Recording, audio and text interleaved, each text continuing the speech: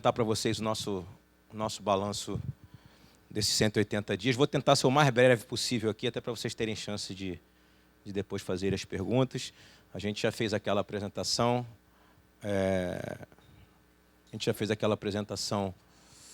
Dos 100 dias, né? Estamos fazendo essa de 180, e além das coletivas que a gente faz periodicamente. Mas aqui vocês vão ter... Obviamente, vocês vão ver que já tem coisas que estavam na outra, porque a gente não retirou, a gente só acrescentou situações. Então, por algumas coisas eu vou passar rápido, porque vocês já viram isso na coletiva dos 100 dias. Vamos lá. Começando pelo marketing e comunicação, implementação de transmissão dos jogos do Fluminense no canal do YouTube. Foi uma primeira vez que a gente fez isso, né? 12 partidas e mais de 35 horas de transmissão, com a participação de ex-jogadores, de artistas que estão ali. Tá? Ali está a minutagem, foram 2.485.000 minutos assistidos, 546.000 visualizações em vídeos e 3.931 novos inscritos. E com relação à imprensa, a implementação da nova zona mista dos jogos comando de campo do Fluminense, oferecendo mais conforto para vocês. Nas redes sociais, a criação da campanha de engajamento com torcedores, que agora pela Sula lutaremos todos juntos. Crescimento da base de seguidores do início do mês de dezembro, Instagram 43%, Twitter 55% com relação ao mês de novembro. O Fluminense foi o 6º clube do país com o maior número de menções no Twitter em 2019. Presença constante ao longo do segundo semestre no top 20 das interações de clubes da América Latina e a criação da identidade visual da comunicação de 2020. Em arenas, ali são os nossos números, né?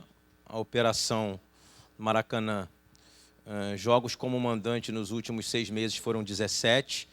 Nosso público total foi 404.810 torcedores, com uma média de público de 23 mil pessoas, com ticket médio de R$ 23,86. Tivemos no jogo do Corinthians o maior público da década em jogos interestaduais do Fluminense, na Sul-Americana. E outras informações, né? Consolidamos um novo público no Maracanã Mais, que era um setor que vinha fechado, a gente reabriu o Maracanã Mais, consolidando um novo público. Fizemos um jogo com um setor, um jogo teste, né? Um setor somente voltado para os sócios, é algo que a gente vai implementar também para 2020 com o nosso novo plano. Voltamos a fazer ativações na leste inferior. Tivemos uma atuação nos órgãos públicos, vocês devem ter visto nos últimos jogos, para a liberação das bandeiras e instrumentos. Isso foi um movimento também solicitado pelos torcedores, a gente movimentou, o Fluminense movimentou. E tivemos uma redução e equilíbrio dos custos operacionais do estádio. Ali estão os gráficos, obviamente, a gente teria que interpretar o gráfico, mas a gente teve uma boa redução e equilíbrio nos custos operacionais. Na parte comercial, né, a gente passou a ter um contrato com a empresa Doce Rio até dezembro de 2019, que faz o nosso traslado, os ônibus. Tá? Já estamos em negociação para estender até dezembro de 2020. Fizemos permutas de equipamentos de fisioterapia com essa empresa de produtos de fisioterapia, permutas de educação financeira, reforço escolar e curso de inglês para Xerém, permutas com água dona para o futebol feminino e o patrocínio da REN-TV nas costas superior da base, temporada 19 e 20, a gente também conseguiu estender esse contrato. E o patrocínio fechado da REN-TV para o vôlei, selo no peito na temporada 2019 de 2020 também foi algo que a gente conseguiu renovar. Maracanã, gestão comercial do estádio, prospecção e negociação de patrocínios. Resultado, né, patrocínios publicitários do estádio, Azeite Royal, Casivídeo, Estácio e Inospec. Exclusividade de produtos, Ambev, Coca-Cola, Unilever, enfim, exploração comercial conjunta, Ipiranga, Futuro Mídia, isso é tudo gestão comercial do Maracanã, né, lá da SPE. E a gente, acho que vocês tiveram ciência, mas só para reforçar, nós protocolamos o requerimento de habilitação no procedimento de manifestação de interesse na PMI relativo ao projeto de gestão do estádio.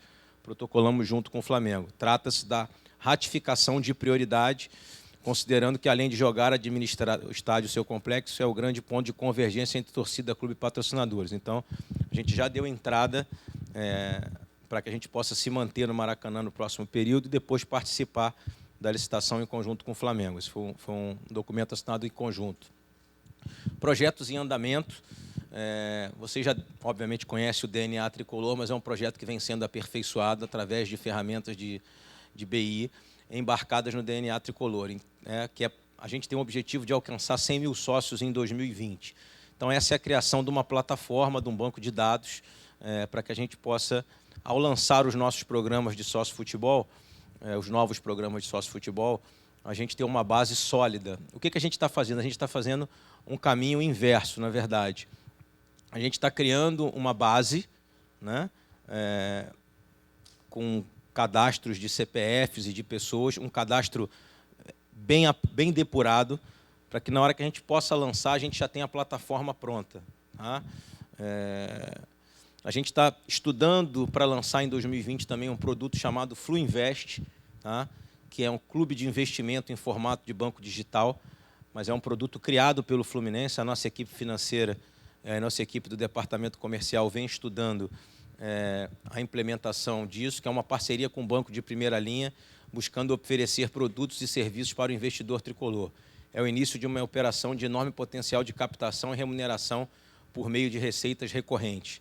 Tá? Depois, obviamente, quando a gente for fazer a apresentação disso, a gente vai trazer as pessoas especialistas na área para dar uma explicação melhor para vocês. Isso vai ser no ano que vem, mas é um dos produtos que estão em andamento nosso. Em licenciamentos, hoje nós temos 47 empresas licenciadas, 11 delas fechadas nos últimos 180 dias, 13 ainda em negociação, 2.500 produtos licenciados do Fluminense, nova linha Kids, com ampla gama de produtos, crescimento da linha retrô e de acessórios. Com relação às lojas do Fluminense, a gente inaugurou 3 novas lojas nesse período, Parque Shopping Campo Grande, São Gonçalo Shopping, Shopping Nova América. Hoje, com essas 3 inaugurações, nós temos 9 pontos oficiais de venda do Fluminense, e aí se inclui, por exemplo, venda de ingressos para jogos. Tá? Material esportivo, acho que vocês receberam a notícia ontem, nós fechamos com a Umbro, né? A empresa está entre as maiores empresas do mundo, do ramo, repercussão do anúncio da parceria foi muito positiva, ficando nos trend topics do Twitter. Quantidade de distribuição de produtos do Fluminense vai ser ampliada no mercado, com tendência de surgimento de novas lojas. Há um projeto que vai caminhar junto com a chegada da Umbro para que o Fluminense tenha as suas lojas próprias, ok? E volta a ser um dos principais players do mercado, volta a ter um dos principais players do mercado de fornecimento de material. Por que a escolha da Umbro? A gente negociou com eles e o que mais nos encantou na negociação foi a questão da distribuição, que era algo que o Fluminense vem sofrendo há bastante tempo, distribuindo mal os seus produtos, né? E a gente entendia que, fundamentalmente, além da beleza da camisa, e aí vocês vão ter acesso lá na frente, a camisa, posso garantir que vai ser uma camisa muito bonita, não é essa camisa que está rodando nas redes sociais, que as pessoas inventam layouts e desenhos. A camisa não é essa, mas vai ser uma camisa muito bonita. Mas o principal que nos atraiu foi, obviamente, o histórico da Umbro de grandes clubes no mundo, né? E também de grandes clubes no Brasil, e também pelo fato de que eles são muito bons em distribuição. Então, a gente acredita, torce para que a gente possa distribuir melhor, que a camisa possa chegar melhor ao nosso torcedor, como todos os nossos outros produtos. Sócio futebol, e aí eu quero um pouco da atenção de vocês aqui. Em janeiro de 2019, nós tínhamos 7.665 sócios futebol.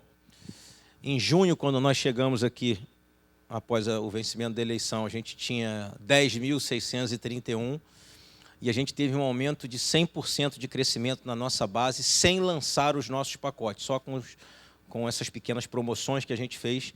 Nós hoje temos 21.731 sócios de futebol. Tivemos uma receita de... Eu faço questão da atenção de vocês, porque eu sempre digo nas minhas coletivas que a questão do patrocínio master passa para que o Fluminense receba um valor justo, que a gente só vai aceitar uma empresa no nosso patrocínio master se pagar um valor condizente com o tamanho da nossa camisa. E se você fatura, como a gente faturou em 2019, e a gente pode faturar muito mais, o nosso potencial é muito maior, né? Se a gente em 6 meses teve um aumento de 100% na base de sócios, nós faturamos 8 milhões de reais em 2009 com sócio futebol, até agora, ainda falta o mês de dezembro. Se a gente, por exemplo, dobrar isso em 2020, se a gente tiver 40 mil sócios futebol, eu já posso garantir a vocês que é mais que um patrocínio master nos oferece hoje, bem mais, né? Então, Primeiro, queria fazer um agradecimento à nossa torcida, que apesar de todas as dificuldades que a gente teve no ano, acabou dobrando o número de sócios em 6 meses. Então, como eu disse a vocês ali, a gente está fazendo um caminho que é um caminho nosso, sem olhar para os outros, um caminho invertido de criar uma base para quando lançar os planos, poder atender melhor e poder, principalmente, reter esses sócios com a gente. Se a gente conseguir ter 60, 70, 80 mil sócios fixos por anos e anos e anos, a gente vai ter um crescimento de receita muito grande. E é por isso que a gente está falando ali embaixo de base unificada. Hoje, só para vocês saberem, nós temos, isso é um número real, tá? Nós temos mais de 200 mil CPFs únicos cadastrados com CRM ativo. E aí, eu tenho que ser honesto, esse trabalho já vinha sendo feito na gestão anterior pelo vice-presidente comercial, que a gente manteve na nossa gestão, que era de crescer essa base antes de lançar os planos. Por isso que eu sempre digo, não adianta a gente ter ansiedade, sair lançando e não conseguir atender. Então, essa base está montada, hoje nós temos mais de 200 mil tricolores cadastrados, e a hora que a gente tiver os produtos prontos, a gente vai entregar por dentro da base, a base vai receber diretamente. Ok? Uma outra coisa importante é o segundo recorde histórico do Fluminense de sócio futebol. O outro foi quando houve a contratação do Ronaldinho Gaúcho, que se atingiu mais de 20 mil sócios naquele momento também. Depois decaiu muito, caiu para 7, e hoje volta a passar de 20 mil sócios. Então, hoje nós temos 21.731 sócios até hoje, até dezembro, final de dezembro pode aumentar. E a gente já, até um apelo da torcida, a gente está implementando, sim, o contador de sócios, o sistema, mas eu queria muito que a torcida entendesse que para nós não importa só o número, importa a questão do ticket médio, os planos serem de qualidade. Então, assim, é muito importante que a gente tenha um ticket médio bom e, ao mesmo tempo, tenha plano que possa atender todo mundo, e por isso que a gente está desenvolvendo um projeto para entregar no início de 2020. Tá? Mas nós vamos ter o contador, sim, como está sendo pedido, mas na hora certa, na hora que a gente lançar os planos. Flumemória, que é um setor que a gente, o clube faz muita questão de manter sempre vivo, porque é a nossa história, né? A gente teve uma repercussão midiática positiva com o lançamento do livro dos 100 anos das Laranjeiras, o segundo semestre com recorde de associação no balcão da sala de troféus, quer dizer, isso comprova o número que eu dei ali antes, muitas pessoas se associando nas visitas que fazem ao clube. Mês de julho com o maior número de visitantes do Flutour na história, campanha de desmistificação da imagem pejorativa do pó de arroz, acho que vocês viram, a gente fez um vídeo nesse sentido, foi uma ideia do Flumemória também. Lançamento do primeiro selo oficial do Fluminense desde 2002. Desde 2002 o Fluminense não lançava um selo oficial em parceria com os Correios. Auxílio da defesa institucional do Fluminense, estruturação do futebol master com aproximação de ex-atletas. Isso aqui é um projeto também para 2020, que lá na frente eu vou explicar para vocês, mas já para antecipar um pouquinho, o futebol master nosso vai ser diferente dos modelos que existiram até hoje no Fluminense, vai ser um projeto de marketing, vai estar dentro do marketing o futebol master, ou seja, para que a gente possa explorar as imagens dos atletas, como é feito nos clubes da Europa, como se fossem embaixadores, enfim, muito mais uma coisa lúdica do que uma coisa competitiva, né? Mas com contratos, com jogadores podendo também ter algum tipo de receita de remuneração, porque são ex-atletas que foram campeões pelo clube, enfim. E as produções das placas, o Castilho a gente não inaugurou ainda, vamos inaugurar em breve, vamos avisar vocês aqui no CT, o nome do CT, e a do Altair. Com relação a eventos, lançamento da 4ª edição do FluCamp, que vai ocorrer na última semana de janeiro, é para janeiro, mas foi algo já idealizado agora. Os eventos com torcedores em Santa Catarina e São Paulo, com presença de jogadores, é o antigo tricolor em toda a terra, a gente vai lançar um novo nome para 2020, lançamento da 2ª edição dos Jogos das Laranjeiras, que está previsto para início de fevereiro. A FluFest, com o show do Lulu Santos, que a gente já tinha falado na outra apresentação. E o Flu Music, que acho que é um selo que vocês já sabem que a gente lançou um selo de música, né? A gente teve o Lulu Santos na semana do aniversário do clube, tivemos a Maria Rita, e agora, dia 21, a gente tem uma apresentação do Fagner para fechar o ano no Salão Nobre. Queria aproveitar para dizer que o Fagner foi convidado pela nossa equipe de eventos, aceitou de pronto e, como grande tricolor que se recusou a cobrar o cachê. Eu pedi autorização a ele para falar isso e ele, obviamente, me autorizou. Apenas os músicos e o staff, mas ele vem tocar pelo amor que tem ao Fluminense. Então, eu queria também aproveitar o momento para pedir que as pessoas... As vendas estão ótimas, vai ser um show dele no Salão Nobre, de encerramento do ano. Gostaria muito que as pessoas pudessem comparecer, os tricolores, e para a gente ver esse grande artista da música popular brasileira.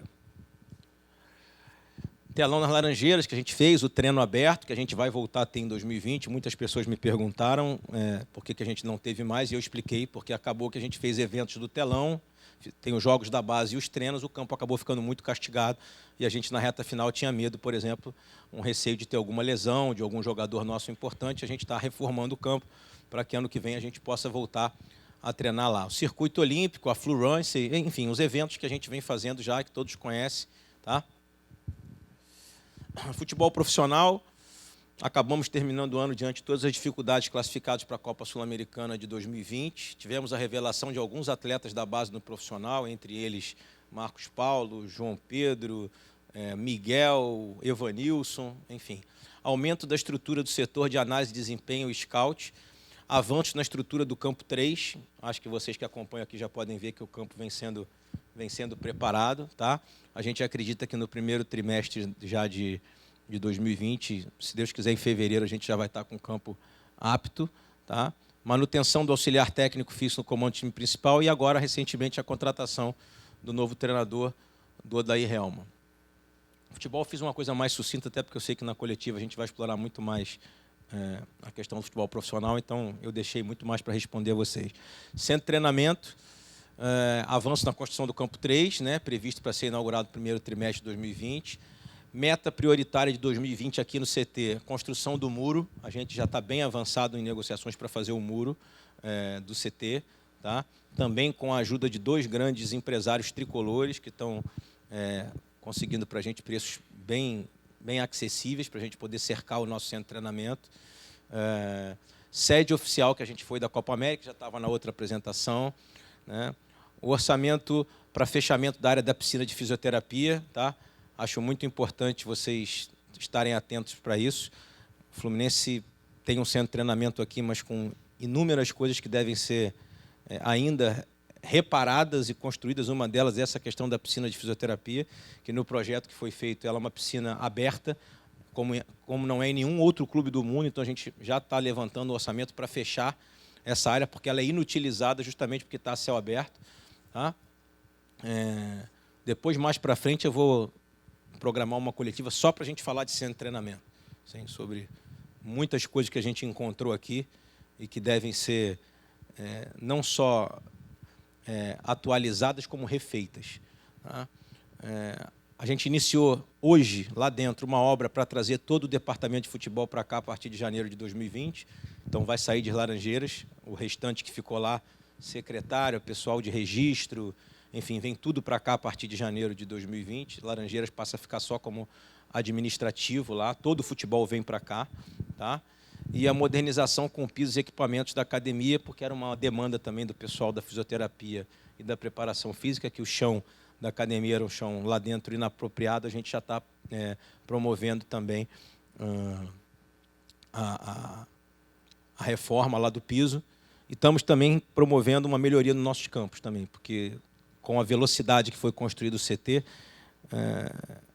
a base sólida do campo ali embaixo, a areia que foi colocada, não foi uma areia que é usada normalmente em campos de futebol. Isso faz com que o nosso campo tenha ficado muito duro ao longo desse tempo. Então, a gente está tentando minimizar um pouco isso e melhorar os campos. O campo 3 já está sendo feito com um outro tipo de areia para que seja um campo mais macio, porque o campo duro acaba gerando uma série de lesões nos jogadores e a gente está reconstruindo dessa forma. Pode passar. Futebol de base. Nós ganhamos esse ano 16 títulos na base, tá? De janeiro até agora. É o recorde histórico do Fluminense. Tá? 14 títulos foram desde que a gente chegou. Então, a gente manteve a filosofia da base. E aí eu faço aqui, obviamente, menção às gestões anteriores, que também sempre olharam o Xerém como a nossa joia, como algo que vai ser sempre o nosso futuro. Né? Então, dos 16 títulos ganhos esse ano, até agora, ainda faltam 2 competições a serem disputadas. A gente ganhou 14 desde junho. Tá? O clube renovou o certificado de clube formador, criou um alinhamento metodológico junto ao futsal e também ao futebol feminino. Daqui a pouco a gente vai falar das outras 2 áreas específicas. Retomamos o projeto de intercâmbio internacional de Xerém, que estava parado. Tá? Regularizamos a documentação do CT, ou seja, de Xerém, certificado de corpo de bombeiro, vigilância, alvará de funcionamento e habites. reestruturamos a parte elétrica, acho que eu já tinha falado isso na outra apresentação também, e os projetos que estão em andamento para 2020 é a obra de ampliação do CT, com um novo prédio a ser construído lá, tá? Construção de 4 vestiários e salas para as comissões técnicas sub-20 e sub-11, construção de vestiário de arbitragem, cabine de imprensa, camarotes e uma torre de TV, de transmissão de TV, para os nossos jogos possam ser transmitidos lá também, da base. Construção de nova portaria principal, construção do prédio anexo à portaria principal, onde serão alocados setor de captação, ciência, supervisão, coordenação técnica e diretoria. Construção da portaria número 2 para acesso das equipes visitantes, que hoje não existe também, a gente também já está com um projeto para isso. Construção de lanchonete e banheiros na arquibancada perto do campo e a obra de contenção da encosta, que a gente também é obrigado a fazer por questões legais. Futsal, os nossos títulos, campeão carioca dessas categorias, vice-campeão carioca, e pela primeira vez na Liga, 6 categorias nas finais ouro. Então, assim, a gente já identifica que essa integração com o Xerém vem trazendo bons resultados também no futebol de salão. Projeto Guerreirinhos, atualmente são 65 escolas de Guerreirinho, com aproximadamente 6.000 alunos do Fluminense, todos com contato direto com a marca. O projeto está presente em 11 estados do Brasil, ali estão, e 3 países da América do Sul, Paraguai, Chile e Peru. Não sei se vocês já sabiam disso, mas nós temos 3 escolinhas fora do Brasil. Tá? Foram abertas 8 franquias novas nos últimos 6 meses. Isso significa que o projeto continua tendo sucesso. E, repito, é um projeto das gestões anteriores, mas que a gente segue com eles, porque é um ótimo projeto. Tá? Temos cerca de 30 atletas oriundos do projeto já em Xerém. Vejam que num funil de futebol, que é algo muito difícil de você formar um atleta, até ser um grande atleta, a gente já tem 30 atletas do Guerreirinhos em Xerém, o que para nós é considerado uma média muito alta. Tá? O atleta que já chegou ao futebol profissional é o Mascarenhas, então nós já temos aí um atleta realizado profissionalmente. Tá?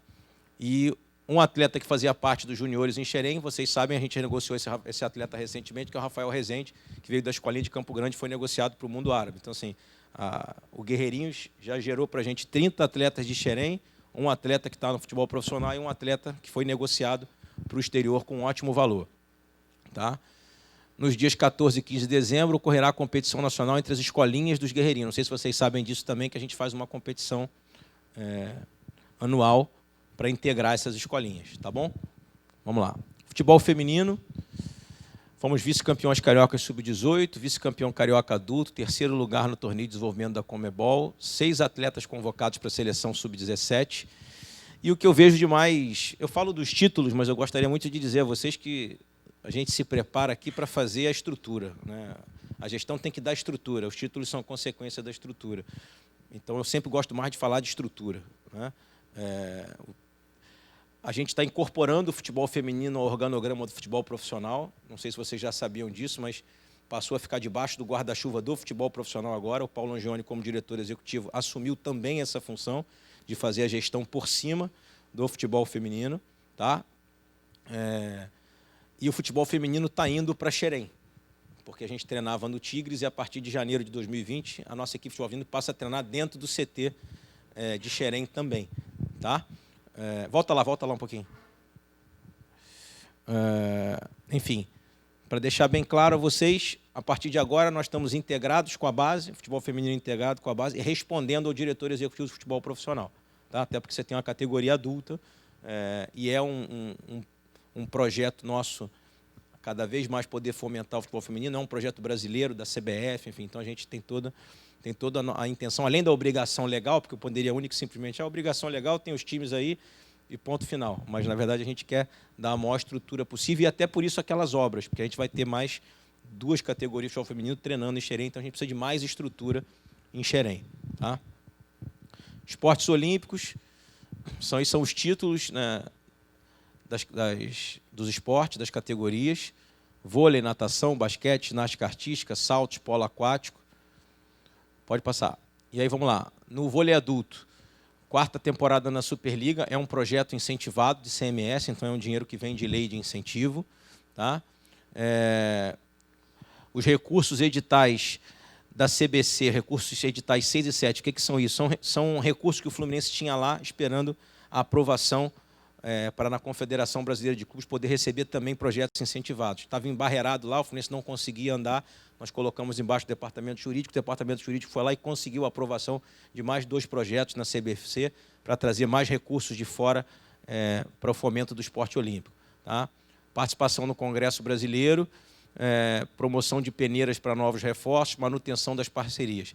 Aqui, de posse das CNDs, porque vocês sabem que a gente teve uma decisão muito importante recente aí com relação ao Profut, num acordo que a gente fez, e possivelmente a gente deve ter a CND no mais tardar aí no início do ano. E com isso a gente vai ter liberação dos recursos. Nós temos uma grande quantia já retida, em razão de não ter a CND, a gente não pôde levantar ainda também recurso externo para poder comprar equipamentos do esporte olímpico. Tá? Já estamos inscritos no novo edital, e aí estamos, obviamente, esperando a CND para captar recursos de fora. Tem muita gente querendo investir, empresas de pequeno, médio e grande porte, mas desde que a gente tenha a CND para que possam fazer os projetos incentivados. Ok? Recursos humanos, isso aqui pode parecer um assunto um pouco chato, especialmente para o torcedor, mas é algo fundamental para a reconstrução do Fluminense. Nós colocamos um profissional para fazer entrevista com todos os funcionários do clube ao longo desse período de 6 meses, um profissional especializado em recursos humanos. Tá? E aí o projeto para 2020, e aí isso entra na questão da governança corporativa, que a gente está implementando. Por isso, quando eu digo que a gente está implementando, é porque existem os pilares da governança, esse é um deles, né, da gente poder entender o que faz cada funcionário, qual é a função. Já falei isso aqui, acho que na coletiva de 100 dias, mas repito agora. E aí, diante dessa análise que foi feita desse profissional, nós temos aí um projeto para 2020 que inclui administração de pessoal, implantação de novo sistema de folha de pagamento e modernização dos procedimentos físicos de arquivo. Acreditem vocês ou não, vocês devem ouvir às vezes aí que alguns funcionários receberam, outros ainda estão recebendo, é porque a maioria das coisas ainda era feita manualmente, um a um. Então, você imagina o trabalho que não dá. Né? Os bolsistas, por exemplo, são assim, por isso que as bolsas são sempre pagas demoradamente, porque tem que entrar pessoa a pessoa. A folha salarial não, ela é um arquivo inteiro. Mas as pessoas jurídicas são pagas individualmente.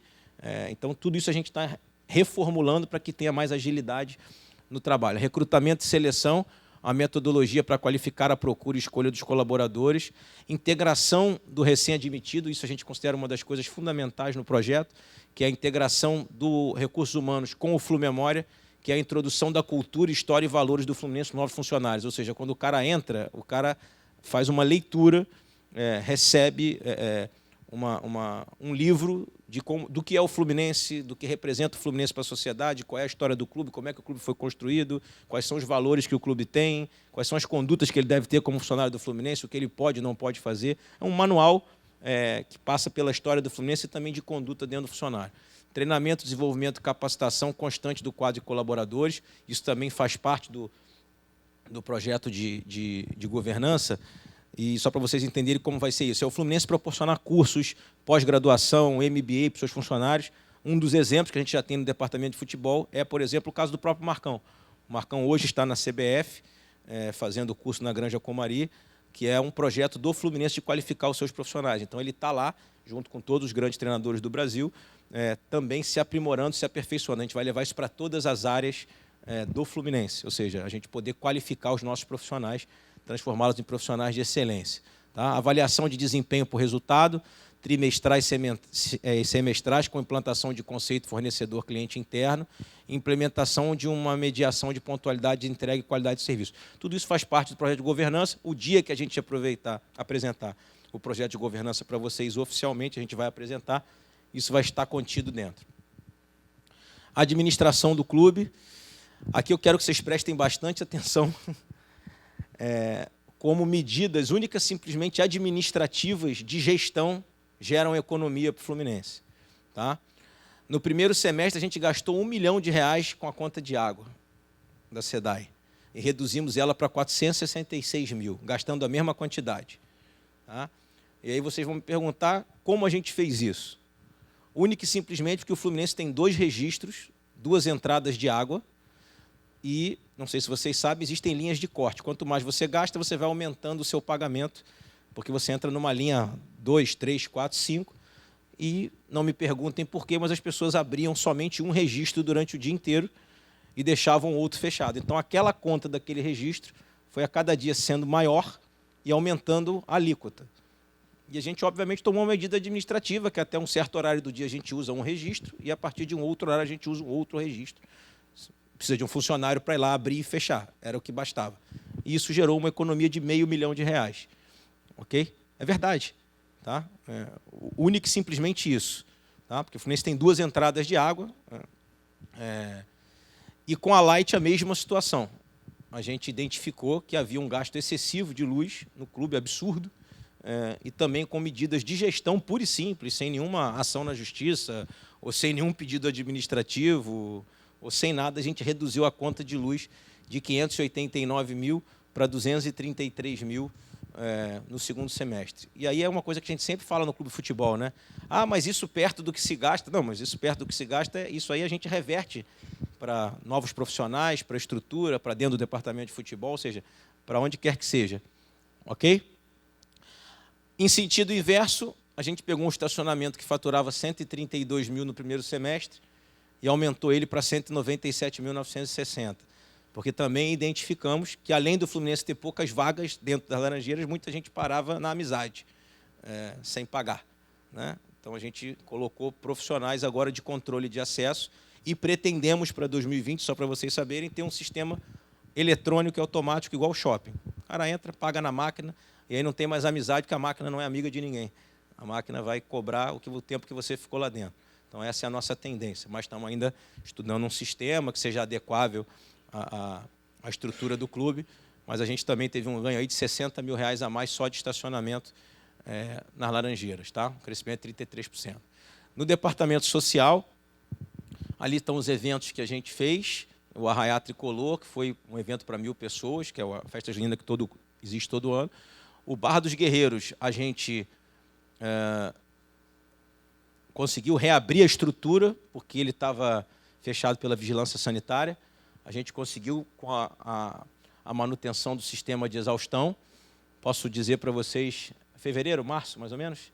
Entre fevereiro e março nós vamos ter ele funcionando novamente. Tá? Fizemos uma concorrência com alguns grandes restaurantes do Rio de Janeiro, e um deles possivelmente já inicia em fevereiro ou março. Tá? Resolvemos alguns problemas estruturais da sauna do clube. Do Salão Nobre foi realizada uma ampla higienização e aplicação de cera em todo o piso. O Mirante Tricolor, que é a churrasqueira lá de cima, estava quebrada, a gente revitalizou ela. Tá? E vamos fazer uma festa de Réveillon também, que todo ano no clube tem, com algumas atrações musicais. E ali estão a questão dos valores. Né? No primeiro semestre, a churrasqueira foi alugada 52 vezes, gerando um custo de 7.800. No segundo semestre, ela foi alugada um pouco mais, 59 vezes, com uma receita de 8.850. Mirante Tricolor, a gente 5 vezes no primeiro semestre, 9 vezes no segundo, teve um aumento de valor também, de faturamento. O Parque Infantil, o valor é até um pouco menor, mas foi alugado menos uma vez. E o Salão Nobre, em razão dessa melhoria que a gente deu, foi alugado mais vezes. Era uma reclamação de muitas empresas que alugavam para fazer eventos, inclusive da televisão também, que o Salão Nobre é muito alugado para novelas, enfim, filmes, de que o piso estava muito ruim. Enfim, a gente, só com essa melhoria do piso, a gente conseguiu aumentar a receita de 78 mil para 116 mil reais no segundo semestre. Vamos lá. Responsabilidade social, isso aí são alguns eventos que a gente fez, né? Arrecadação e doação de toneladas de alimentos angariados pelo Clube para o Retiro dos Artistas.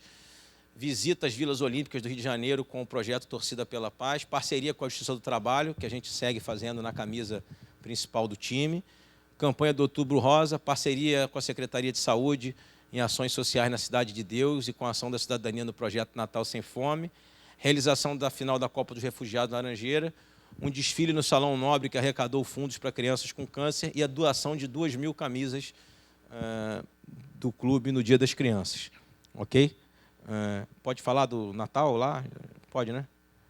E nós vamos fazer também um evento de Natal, utilizando também aquele material que estava lá paralisado de coleções antigas. A gente vai fazer um evento de Natal também para crianças carentes, enfim, na Laranjeira, vocês vão ser avisados. A gente vai usar todo o material que a gente não pode vender, a gente vai doar para crianças para formar novos torcedores. Ok? Financeiro. Aqui, vamos lá. Não tem uma lateral aqui? Ah, tá. Vamos lá. Isso aí é tudo que a gente pagou desde que a gente chegou. E o que está escrito ali? Quando diz gestão anteriores, isso é tudo que a gente pegou a pagar, tudo que era devido das gestões anteriores. Tá? Então, nós já pagamos de dívida, desde o dia que nós chegamos, 76 milhões e 200 mil reais. Tá? Eu vou explicar para vocês quais são esses valores e no que eles foram pagos. Nós pagamos 1 milhão e 700 mil reais de Profut, que quando nós chegamos tinham 2 parcelas em atraso, então são parcelas atrasadas que nós pagamos. Pagamos o 13º salário de 2018, que estava atrasado desde dezembro de 2018, que foi 2 milhões e 900. Tá? Já pagamos de ato trabalhista 7 milhões e 200 nesses primeiros 6 meses de gestão. Salários atrasados referente aos meses de abril e maio de 2009, quando a gente chegou, esses 2 meses estava atrasado, e o 13º de 18, estava quase fazendo o junho atrasado, mais 9 milhões e meio de reais. Acordos trabalhistas e cíveis oriundos da gestão anterior, e nós cumprimos os acordos que estavam feitos, pagamos 11 milhões e 300 mil reais. E aí os impostos pagos, é essa operação que a gente fez agora recentemente. Nós tínhamos um bloqueio, acho que vocês já sabem dessa história, daquele processo antigo da PGFN, da venda do Wellington Nem desde 2013. Lá já tinha um valor muito grande penhorado, que ultrapassava 30 milhões de reais, e com a venda do Pedro nós tiramos uma guia de 7 milhões e meio e pagamos o restante do processo. Diante da nossa atitude, da nossa credibilidade, da nossa demonstração de vontade de pagar as dívidas do clube, nós começamos dali em diante, daquele pagamento que eu fiz com a guia, que eu disse a vocês que era doloroso, porque eu poderia, naquele momento, ter atualizado uma série de coisas, mas que a gente precisava fazer aquilo. A gente começou a construir um acordo e, na semana passada, nós conseguimos, especificamente, assinei na segunda-feira agora, nós conseguimos fazer um acordo onde nós revertemos. Aí você vê ali que 8 milhões e 600 nós pagamos com recursos próprios, ou seja, foi 7,5 daquela guia que eu tirei, mais um outro valor que a gente depositou. Parte, 31 milhões de reais a gente reverteu. Na verdade, estou fazendo essa conta 31, 41, mas é 43. Então, desses 43 milhões de reais, mais ou menos 10 milhões de reais estão sendo para pagar os impostos correntes atrasados, que faz com que a gente possa ter as CNDs, e o restante foi para dentro do Profut como abatimento da dívida do Profut. O que é importante dizer? Foi um movimento para a perenidade do Fluminense.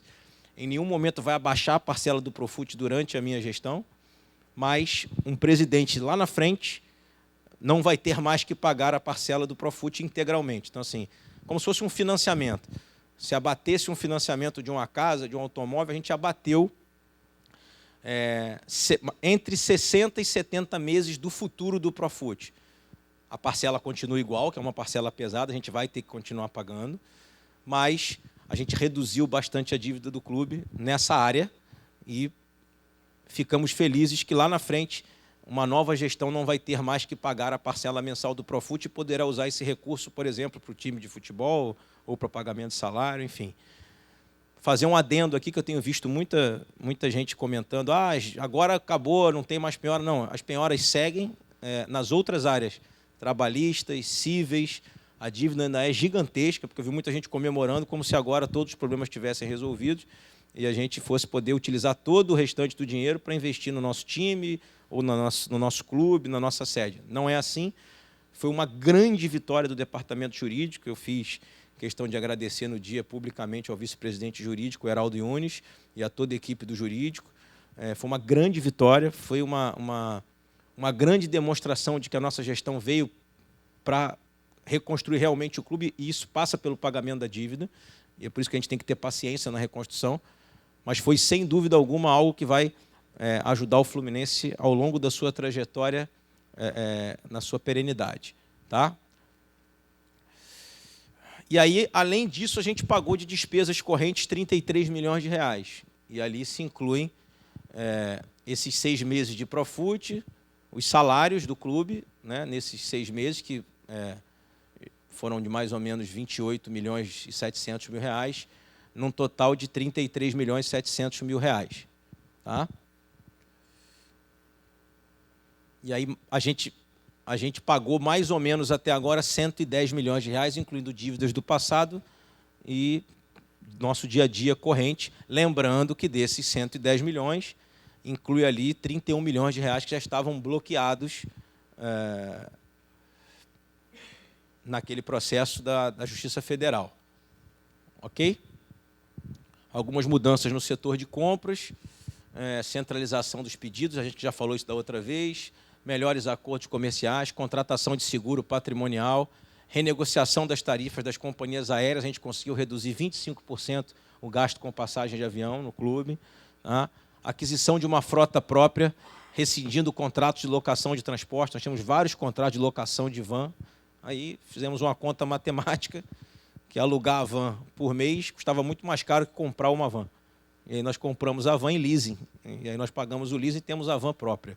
Inacreditável, mas é verdade, né? Como a questão da grade que cercava a piscina quando a piscina estava em obra. Depois que a gente revitalizou a piscina lá, a piscina voltou a funcionar, eu fui perguntar cadê as grades. Não, devolveu porque era um aluguel. A gente gastou lá para trás de aluguel de grade 5 vezes mais do que era comprar a grade, que eu posso usar em outros eventos do clube. Tem aquelas grades que cercam. Então, a gente está mexendo nisso também, né? E essa questão da frota própria é uma das situações. A gente só não fez frota própria no ônibus, porque a gente tem o patrocínio da Doce Rio, que nos fornece os ônibus todos, executivos de alto luxo, também pela permuta, pelo patrocínio. E porque comprar o ônibus, foi nos ofertado comprar aquele ônibus que a gente tinha, mas aquele ônibus tinha 7 anos de uso, e só para vocês saberem, o ônibus a partir do 5º ano de uso, os ônibus não conseguem tirar sequer certas licenças para sair, por exemplo, da cidade e do estado, então não valia a pena fazer a aquisição ou comprar um ônibus novo que custa em torno de R$1 milhão. E aí, como a gente tem um patrocinador que faz e expõe na camisa, a gente acabou conseguindo. Mas com relação ao restante da frota, a gente vem adquirindo os automóveis em lease, ao invés de pagar o aluguel. Um dos aluguéis nossos era R$26 mil de van por mês, né? Só para você ter uma ideia quantas vans você não compra em leasing com esse aluguel. Tá? Revisão dos contratos de serviço, que já gerou uma redução de 34% no custo total. Tá? Implementação do sistema de compras garantindo segurança de informação e confiabilidade dos processos e redução de 20% de custo com compra de materiais se comparado ao valor gasto no último semestre de 2018. Por que eu faço questão de falar sobre o setor de compra? Porque antigamente, não é nenhuma crítica, mas era assim, cada um comprava no seu setor sem passar por um setor único. E aí você não tem cotação, enfim. Óbvio que com o processo de governança a gente vai ter, por exemplo, questões emergenciais, que cada setor pode comprar direto, até um teto de valor, como funciona nas grandes empresas, né? Mas o que a gente precisa é ter um centro de controle para que as pessoas não saiam comprando absolutamente o que querem ou comprando passagem de avião mais cara sem passar pelo setor específico. Vamos lá. E aí volta lá, desculpa. E aí tivemos uma redução, com tudo isso que eu falei para vocês, de R$2.700.000 ano. Tá? Só com essas pequenas medidas que a gente tomou. Departamento jurídico é o último slide, só para vocês saberem, depois a gente vai para a coletiva. Total de ações em curso, ainda são 622. Tá? Valor executado, valor dos acordos e economia imediata que a gente fez em acordos, 3.829.000. E o valor levantado, lembra que eu falei para vocês no início da gestão que parte do salário eu paguei com levantamentos de ações judiciais? São acordos que a gente fez e desbloqueou a receita que estava penhorada, foram R$6,5 milhões mais ou menos. Ok? Próximo slide. Aí tem as principais decisões favoráveis com as economias, tá? Em alguns processos que eram importantes para nós. Pode passar. E, por fim, eu destaco, aquela ali já tinha falado para vocês, que era a questão da camisa. Lembra que a questão do porque a gente fez um acordo para tirar uma dívida que a gente tinha e acabou utilizando a camisa, gerou então uma receita, que a gente fez uma economia de R$1,2 milhão por estar fazendo esse anúncio do seu trabalho. E eu botei em negrito aí esse acordo que eu acabei de falar com vocês, tá? Do caso Wellington Nem, lá do acordo da Procuradoria-Geral da Fazenda Nacional, onde a gente vai obter a CND e o Fluminense não teve nenhum desembolso adicional, além dos 31 milhões e a retirada das guias que eu falei para vocês em torno de 8 milhões. Isso vai amortizar aproximadamente R$24 milhões do Profut, tá? Que são esses meses que eu falei para vocês. Ok? Acho que foi, né? Presidente, Boa tarde. Boa tarde. A gente chegou agora, nessa semana, né, com o final da legislatura do Pedro Abad, né? Afinal de contas, o seu conselho tomou posse agora nessa última segunda-feira. E com o final da legislatura do Abad, a gente imagina que alguns contratos com empresas, as chamadas PJs, também se encerrem.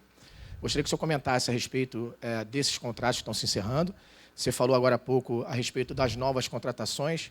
Fala um pouquinho também se essas contratações vão ser através de concorrência, como é que essas empresas serão convocadas para participar dessa concorrência. Fala um pouquinho também do portal da transparência, como é que está, se está engatilhado para começar em janeiro já de 2020.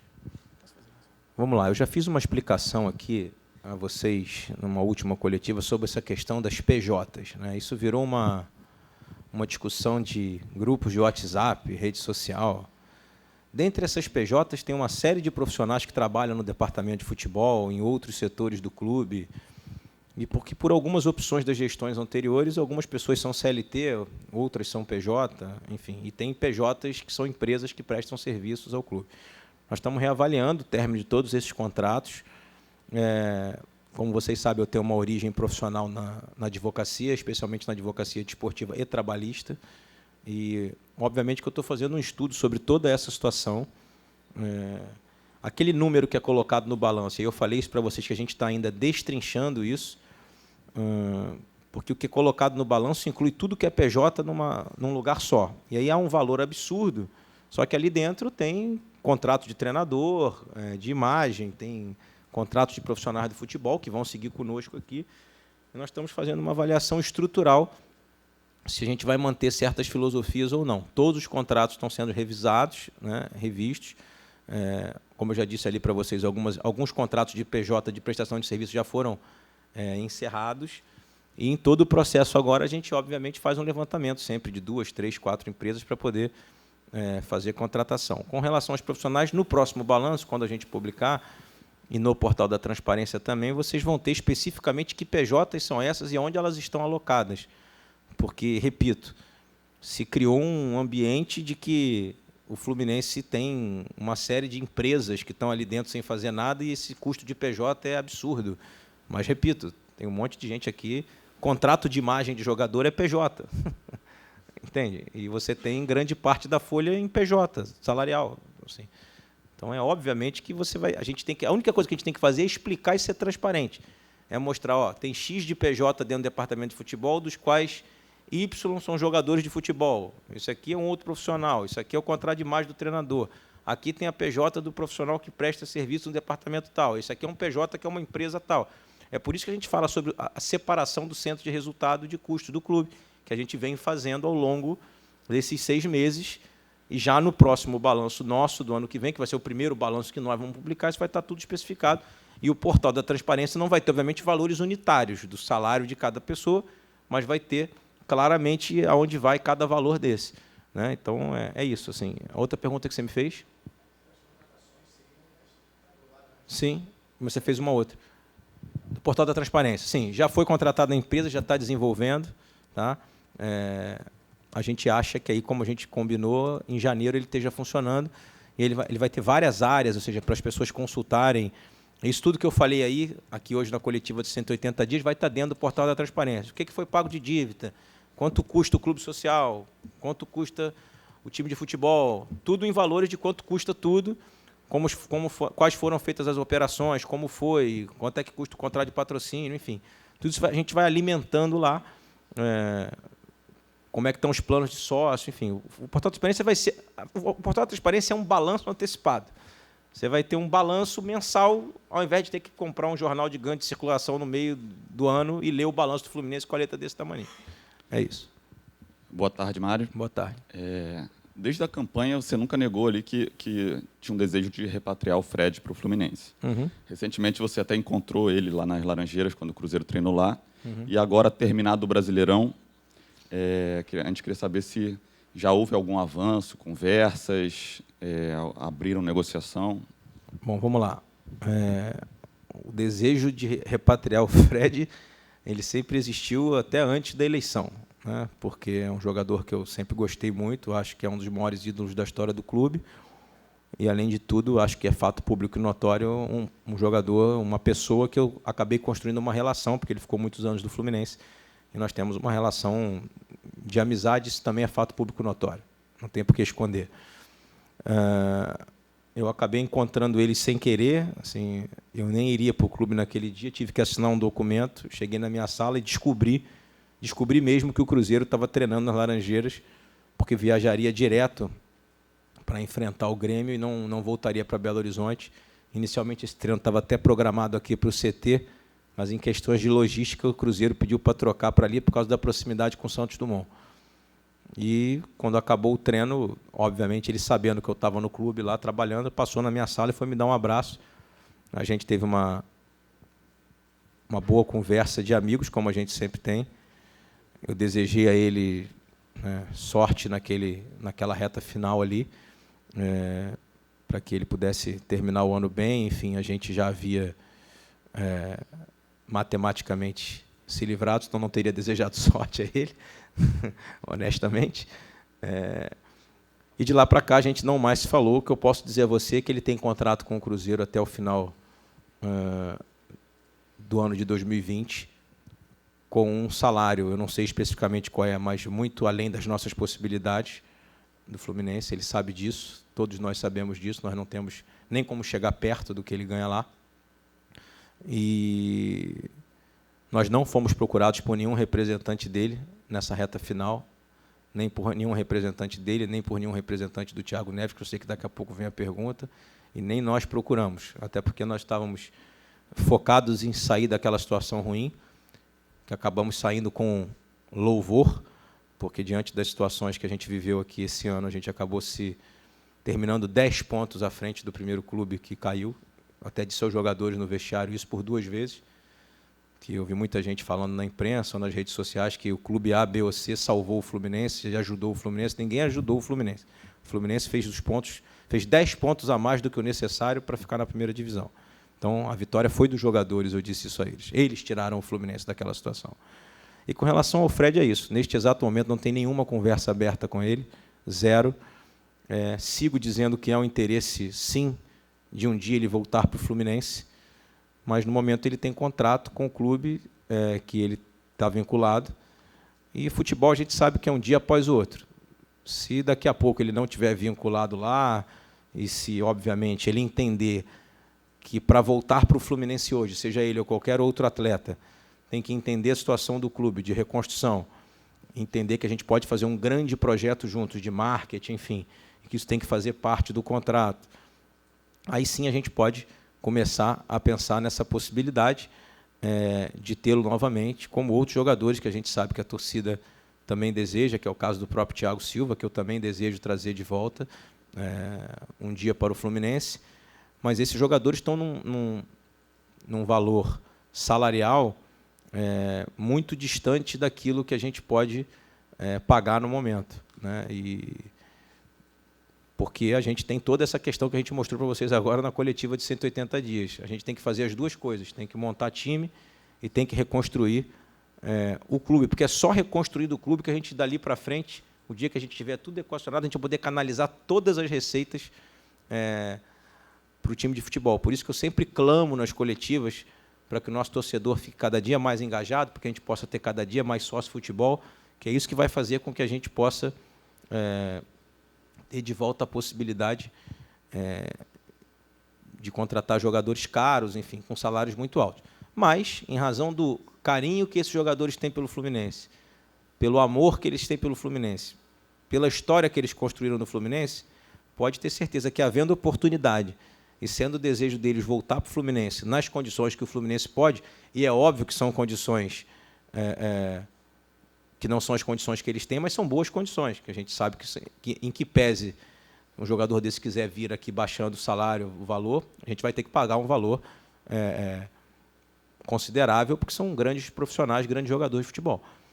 Mas é isso, o que a gente tem para hoje é isso, não tem nenhuma negociação em andamento com nenhum dos dois ou com nenhum dos três. O Thiago também tem contrato lá, mas acredito que todos eles ainda vão jogar futebol por um bom tempo, né? E a gente vai estar sempre de olho e nas possibilidades. E não quero que isso seja usado depois para dizer 4 dias depois ele saiu do Cruzeiro e abriu uma negociação com o Fluminense. Ok, aí eu vou ser transparente com vocês e dizer, abrimos a negociação. Hoje ela não existe. Presidente, boa tarde. Tudo bem? Boa tarde. Com relação a 4 jogadores que se destacaram nessa temporada do Fluminense. Alan, Caio Henrique, Evanilson e Nino. O que o senhor teria a falar, por favor? Vamos lá. Estava até anotado aqui, que eu sabia que vocês iam perguntar. O Nino, a gente está muito bem encaminhado. Havia uma opção de compra do Fluminense com o Criciúma por 50% dos direitos. Eu consegui negociar e consegui, pelo mesmo valor, comprar um percentual maior.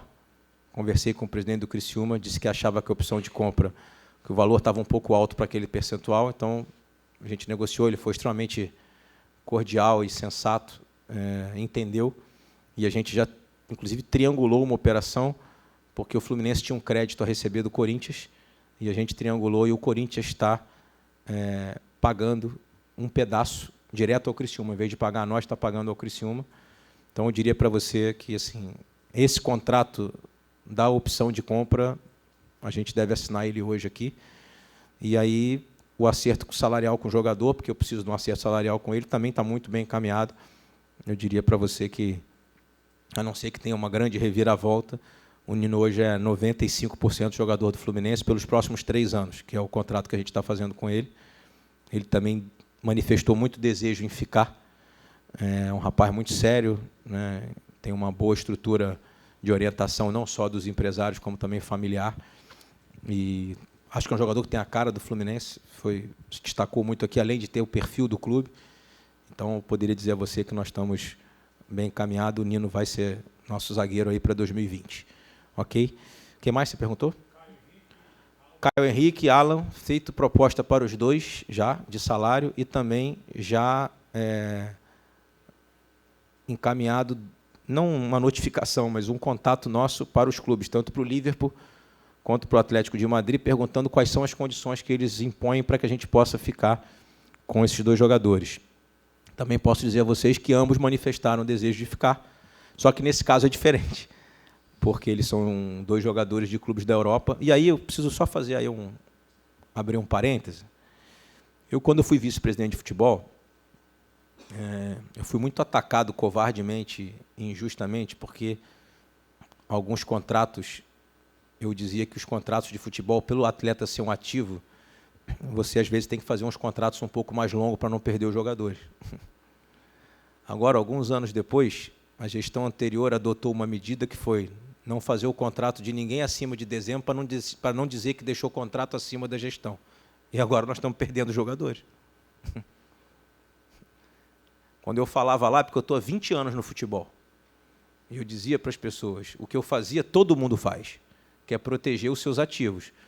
Só que não adianta ser engenheiro de obra pronta, depois que o jogador dá errado, falar, agora o contrato é longo, mas quando dá certo e é vendido. Então, você não pode analisar no varejo. Foi o que eu sempre disse. Você não pode analisar o contrato do jogador pelo varejo, você analisa pelo bolo. Você tem vários contratos com prazo um pouco maior. Se você vender 5 jogadores de 10 e receber 60 milhões de euros e ter gasto 10, você teve lucro de 50. Então, você não pode olhar o varejo dos outros 10. Agora nós temos o inverso. Agora nós temos 16 jogadores com o contrato terminando, com risco de perder todos os ativos. É simples, pô. Infelizmente, porque a legislação prevê que para vender o jogador precisa estar vinculado comigo. E eu já entro nisso para falar do caso do Alan, do caso do Caio e também do caso do Evanilson. Ou seja, neste exato momento, iniciando uma temporada, nós estamos negociando de maneira frágil, porque nós não temos nenhum vínculo mais com os jogadores. Você terminar. E por isso que eu quis louvar os jogadores. Você terminar o ano com o índice de aproveitamento que o Fluminense terminou, na situação que viveu, com um time principal, onde talvez 7 ou 8 jogadores tinham um contrato se encerrando em dezembro e já podiam ter se acertado com outros clubes, esse elenco foi digno pra caramba. Todos eles se doaram ao Fluminense até a última rodada, independente se iam ficar aqui ou não, e já com propostas de outros clubes. Todos eles têm propostas de outros clubes. E posso dizer a eles que todos eles têm propostas de outros clubes, na maioria das vezes, propostas maiores que a nossa. Diferente do caso do Daniel, que a gente fez uma proposta maior do que a do Bahia e ele optou ir pelo Bahia, mas por questões de foro íntimo. Mas a nossa proposta foi a mesma situação. Então, eu cheguei aqui em junho, onde todos os meus atletas já podiam assinar um pré-contrato. Todos. Então, aquilo que a gente conseguir realizar e ficar vai ser uma grande vitória nossa, porque realmente a situação é muito difícil. E no caso do Alan e do Caio Henrique, por exemplo, são 2 jogadores de clubes da Europa. Ou seja, se eles botarem preço para comprar, eu vou ter uma enorme dificuldade para adquirir. Né? Por isso que eu perguntei na minha comunicação se eles têm interesse em reemprestar ou em fazer algum valor que eu possa pagar parcelado, porque são 2 jogadores que eu quero muito ficar, né? Porque se destacaram muito, são muito importantes para a nossa construção. Até por isso que eu não estou falando muito de contratação. Vocês podem ver que não está fervilhando muito, porque a nossa primeira opção é manter a nossa base. Então, nós estamos bem avançados já para falar de vocês de uma renovação com o Gilberto, com o Nino, 95%, Caio, Henrique e Alan, já ambos com proposta na mão, inclusive nossa, oficial, de salário. Caso do Evanilson, Digão, a gente está conversando, mas dentro das possibilidades do clube. O Yuri, vocês não perguntaram, mas está bem avançado também, conversa bem avançada com o Santos, para ele vir em definitivo para o Fluminense. Tá? E o Evanilson é uma situação semelhante, só que da base. Qual é a história? Acho que eu já falei aqui numa coletiva, o jogador teve um primeiro contrato lá em 2015 de 3 anos, né? Foi rescindido esse contrato quando tinha completado 2, foi feito um novo contrato de 3 anos, não me pergunte por que não foi feito de 5, porque já podia ter sido feito um contrato de 5. E quando eu cheguei aqui, esse jogador estava jogando na base, eu recebi a informação de que ele era um jogador interessante, muito antes desse profissional. Eu busquei o contato com os representantes. Para vocês entenderem, o Evanilson veio de um clube chamado Estação. Tá? O Fluminense foi buscar ele com 13 anos de idade num clube chamado Estação, lá do Ceará. Esse clube tem 40% dos direitos. Então, para já ficar bem claro, para as pessoas não acharem. Então, já chegamos aqui com o seguinte, um contrato onde o Fluminense tinha 60% e o Estação 40%. E o contrato a vencer agora no início de fevereiro. Então, o atleta já pode assinar um pré-contrato há bastante tempo. O que nós recebemos de resposta do Estação, e aí parece que há 2 anos atrás, ou 1 ano e meio atrás, o empresário do jogador buscou uma parceria com outro empresário que tem um clube, que utiliza um clube. E aí o que eles falaram para nós foi, nós só vamos conversar sobre isso após o final da temporada. Ou seja, hoje o Evanilson é um jogador livre. Então, se ele quiser, ele pode se contratar com qualquer outro clube sem falar nada com o Fluminense. Como ele é um garoto muito digno, muito correto, e as pessoas que o representam também têm um respeito pela instituição e querem tentar manter um bom relacionamento, abriram conversa. A gente já teve 3 conversas. A última delas ontem evoluiu um pouco mais. Assim, eu estou buscando que ele fique aqui, especialmente para jogar pelo Fluminense 2020, 2021, mas não vai ser com a mesma condição que a gente tem, eu posso garantir a vocês, porque hoje ele é um atleta livre, hoje eu tenho 100% do nada, hoje eu não tenho nada, hoje o Fluminense não tem nada. Por uma opção, não estou fazendo crítica. Naquele momento lá, se entendeu, lá atrás, né, nas pessoas que estavam comandando a base naquele momento, que o jogador não era um jogador interessante para renovar contrato. E aí você ainda causa uma situação em que o jogador também não se sentiu valorizado naquele momento, viu outros jogadores mais jovens passarem à frente dele e começou a receber propostas de outros clubes. Posso afirmar a vocês, inclusive, que ele tem propostas de clubes de fora do Brasil, de clubes da Europa. Né? Só que aí entra uma outra questão. Né? Assim, por que eu integrei o jogador ao futebol profissional? Porque a gente viu o desempenho dele e a gente precisava, no final da temporada, ter os melhores jogadores para se livrar da situação que a gente estava. E eu não usei isso como tática, como nada. Eu usei único e simplesmente porque eu achava que o jogador tinha que integrar o elenco profissional e para tentar mostrar para ele que ele vai ser muito importante aqui. Que ele tem a cara do Fluminense, que ele foi criado aqui. Né? Então, acho que foi uma tentativa minha de mostrar para ele que ele deve ficar aqui. E eu falei isso para ele no vestiário depois do jogo, acabou saindo um vídeo, enfim, que eu gostaria muito que ele ficasse para ser feliz no Fluminense. Então, estamos construindo para isso, mas já antecipando a vocês que a nossa situação negocial é muito difícil e que os empresários, os representantes, os jogadores, os 2 clubes a que o jogador hoje está vinculado, só para antecipar vocês, ele já tem um pré-contrato assinado com o clube que o empresário dele representa, já tem um pré-contrato lá assinado. Eles estão sendo extremamente cordiais no sentido de ainda estar conversando com o Fluminense. Eu não tenho nenhum instrumento jurídico, nem desportivo, nem legal para impedir isso. Acho que eu sou uma pessoa capacitada para falar isso, porque vivo nessa área de contrato desportivo há muito tempo, mas estou fazendo o máximo que eu puder para que esse jogador fique aqui e a gente, no futuro, possa tê-lo fazendo gols e depois, no futuro, ter uma venda, a gente ainda possa ter algum tipo de percentual e o Fluminense ser remunerado pelo que fez pelo Evanilson. Mas a conversa está muito boa. E eu faço um agradecimento público ao jogador, porque mantém conversa conosco, e também com os seus representantes, que estão sendo sensatos e estão entendendo também a situação do Fluminense, estão entendendo que o Fluminense merece ser ouvido e que o Fluminense merece uma oportunidade. Boa tarde, Mário. Boa tarde. Queria perguntar sobre dos assuntos que você tocou na apresentação, das CNDs. Se eu não me engano, na apresentação de 100 dias, você disse que já tinham 3 projetos pré-aprovados esperando essa obtenção dessas certidões. Não sei se são aqueles que apareceram. Não, tem um projeto de futebol olímpicos. feminino, tem um projeto para o vôlei e tem um projeto para o basquete. Eu queria que você falasse um pouco mais sobre, na prática, o que as CNDs elas podem significar para as finanças do clube, tanto futebol quanto social, daqui para frente. Porque todo mundo sabe que é bom, mas muita gente não sabe o que ela significa. Na verdade, com a obtenção da CND, porque as empresas que querem incentivar os projetos, o Fluminense, para receber o recurso, precisa ter as certidões negativas. E não tendo, o projeto não sai, não é nem aprovado em Brasília. Isso faz com que assim, a gente já tenha os projetos e a gente precisa de gente para botar dinheiro nesses setores. Ajuda, inclusive, acho que eu já falei isso aqui, o projeto incentivado, eu sempre deixo isso claro, não é só para o esporte olímpico. O projeto incentivado é também para reformar a Xerém, para reformar a sede, para fazer reforma estrutural no CT. Eu posso injetar dinheiro captado por projeto incentivado também no futebol, né? E a CND faz com que tenha viabilidade. Hoje, as empresas estão impedidas de aportar dinheiro no Fluminense, porque o Fluminense não tem esse requisito básico, que é o requisito básico para que possa fazer os projetos incentivados. Então, explicando ao torcedor, basicamente é isso. A CND é uma credencial, é mais uma credencial para que o Fluminense possa receber dinheiro de projeto incentivado. Tudo bem, Mário? Tudo. Boa tarde. Boa tarde. Vou fazer 2 perguntas e uma rapidamente. Se a decisão de manter o Celso Barros fora do futebol permanece para 2020, e você já apresentou muitas coisas, eu queria que você fizesse um balanço desses seus 180 dias à frente do Fluminense. São satisfatórios? Você esperava esse resultado? Você esperava algo um pouco melhor, algo talvez um pouco pior? Bom, vamos lá. Com relação ao Celso, a decisão segue mantida, mas é um assunto que, para mim, no momento é conjuntura. A gente está preocupado com outras situações aqui sérias que a gente está resolvendo, isso a gente deixa para discutir mais adiante.